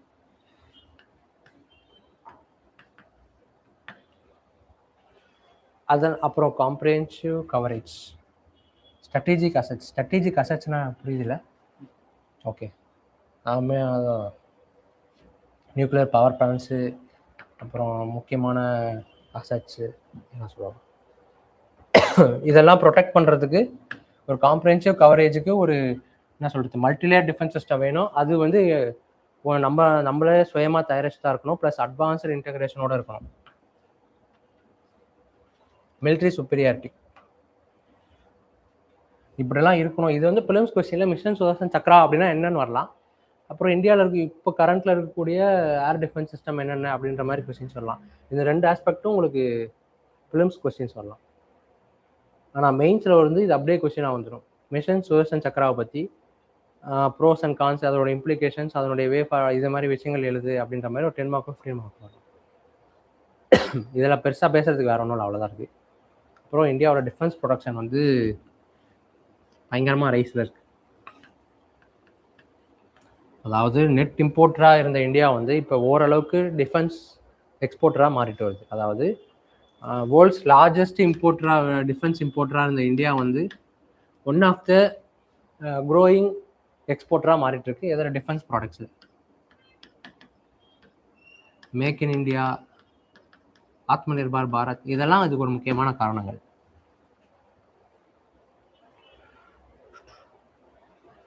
ப்ரொடக்ஷன் டார்கெட் 3 ட்ரில்லியன் ருபீஸ் வச்சுருக்காங்களாம் 2029 இதெல்லாம் தேவையில்லை. இது வந்து உங்களுக்கு மெயின்ஸ் ஆஸ்பெக்ட் தான். இந்த டாபிக் வந்து என்ன மாதிரியான கண்ட்ரிஸ்க்கு எக்ஸ்போர்ட் பண்ணுறாங்க. அர்மேனியா அஜர்பைஜான் கான்ஃப்ளிக்டில் வந்து அஜர்பைஜானுக்கு ப்ரோ அஜர்பைஜான் ஸ்டாண்ட் எடுக்கக்கூடியவங்க டர்க்கி, பாகிஸ்தான்,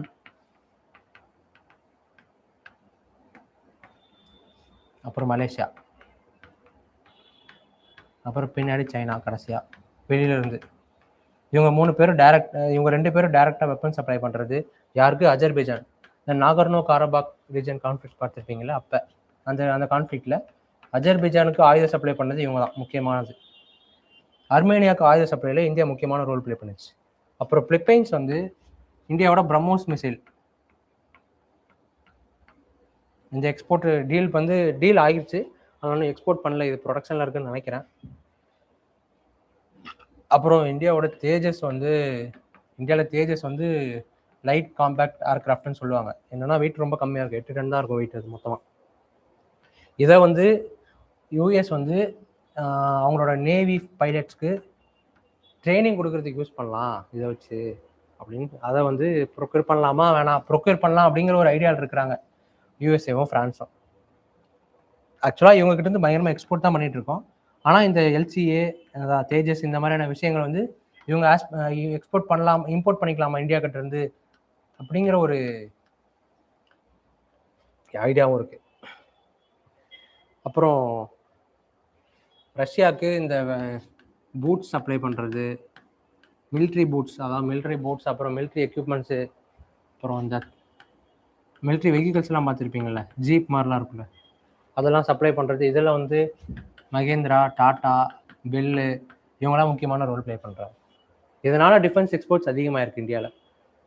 டிஃபென்ஸ் எக்ஸ்போர்ட்ஸும் அதிகமாக இருக்குது, ப்ளஸ் ப்ரைவேட் கான்ட்ரிபியூஷனும் அதிகமாக இருக்குது. இந்த மாதிரி இன்டிஜினியஸ் ப்ரொடக்ஷன் அதிகமாகிறதுனால இருக்கக்கூடிய நன்மைகள் என்னென்ன? Strategic autonomy, operation readiness, diplomatic leverage, இதெல்லாம் புரியுதில்ல உங்களுக்கு? இந்த மாதிரியான சப்ளை செயின் டிஸ்ரப்ஷன், கோவிட் டைமில் வந்த பிரச்சனைகள், அப்புறம் சாங்ஷன்ஸு, இவங்களுக்கு யாரும் சப்ளை பண்ணாதீங்க, இந்த மாதிரி பிரச்சனைகள்லாம் ஒன்றுமே பாதிக்காது இந்தியாவை. மாடர்னைசேஷன் ரெடியாக இருக்கலாம், எப்போ யாருக்கு வந்தாலும் சண்டைக்கு போகிறதுக்கு ரெடியாக இருக்கும். கீப் ஃபோர்ஸஸ் ப்ரிப்பேர்ட் அப்படிங்கிற விஷயம். அப்புறம் diplomatic leverage, strategic influence across the global south through defence exports. Foreign policy டூலுக்கு டிஃபென்ஸில் ஒரு என்ன சொல்கிறது, டிஃபென்ஸ் இன்டெலிஜினியஸ் டிஃபென்ஸ் ப்ரொடக்ஷன் வந்து ஒரு முக்கியமான ஆஸ்பெக்டாக இருக்கும் அப்படின்னு சொல்கிறாங்க. இதை வந்து இப்போ இந்தியா வந்து அதிகமாக மேனுஃபேக்சர் பண்ணுது. இதை வந்து இன்னும் இனோவேட்டராக கொண்டு போகலாம். இதில் எப்படி ஒரு லீடர் ஆகுறது, என்ன சொல்கிறது, டிஃபென்ஸ் ப்ரொடக்ஷனில் காலை வச்சுட்டோம்,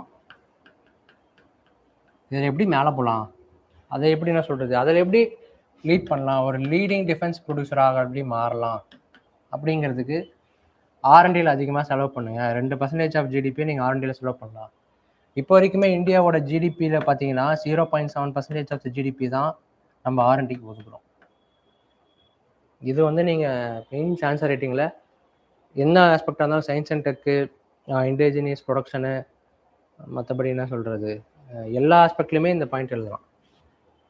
யூஎஸ்ஏ, சைனா இவங்கெல்லாம் பார்த்தீங்கன்னா 2 to 3% ஆஃப் ஜிடிபியை R&Dக்கே ஒதுக்குறாங்க. இதுலேயுமே 0.7%லேயுமே அப் டு 0.5 வந்து கவர்மெண்ட்டோட கான்ட்ரிபியூஷன் தான், ப்ரைவேட்டோட கான்ட்ரிபியூஷன் சுத்தமாக கிடையாது. ஏன்னா யூஎஸ்லாம் பார்த்தீங்கன்னா மொத்தமே வந்து ப்ரைவேட்டோட கான்ட்ரிபியூஷன் தான். இந்தியாவில் ப்ரைவேட்டோட கான்ட்ரிபியூஷன் வந்து 0.2 கூட கிடையாது ஜிடிபியில். இது ரொம்ப முக்கியமான point. Advance technology partnerships, technology transfer நடக்கும். இதை நிறைய பண்ணுறது மூலயமா டெக்னாலஜி அக்சஸ் கிடைக்கும், புது புது டெக்னாலஜிஸ்க்கு. எஸ்டாப்ளிஷ் டிஃபென்ஸ் ஃபோக்கஸ்ட் யூனிவர்சிட்டிஸ், இந்த மாதிரியான விஷயங்கள் முன்னெடுக்கிறது மூலயமா டிஃபென்ஸ் ப்ரொடியூசராக இருக்கிற நம்ம டிஃபென்ஸ் ப்ரொடக்ஷனில் ஒரு லீடராக மாறலாம் அப்படின்னு சொல்கிறாங்க. புரியுதுல்ல? Okay. Defence buyer to builder, now advancing towards become a global innovator. Okay. அவ்வளோதான். ஓகே.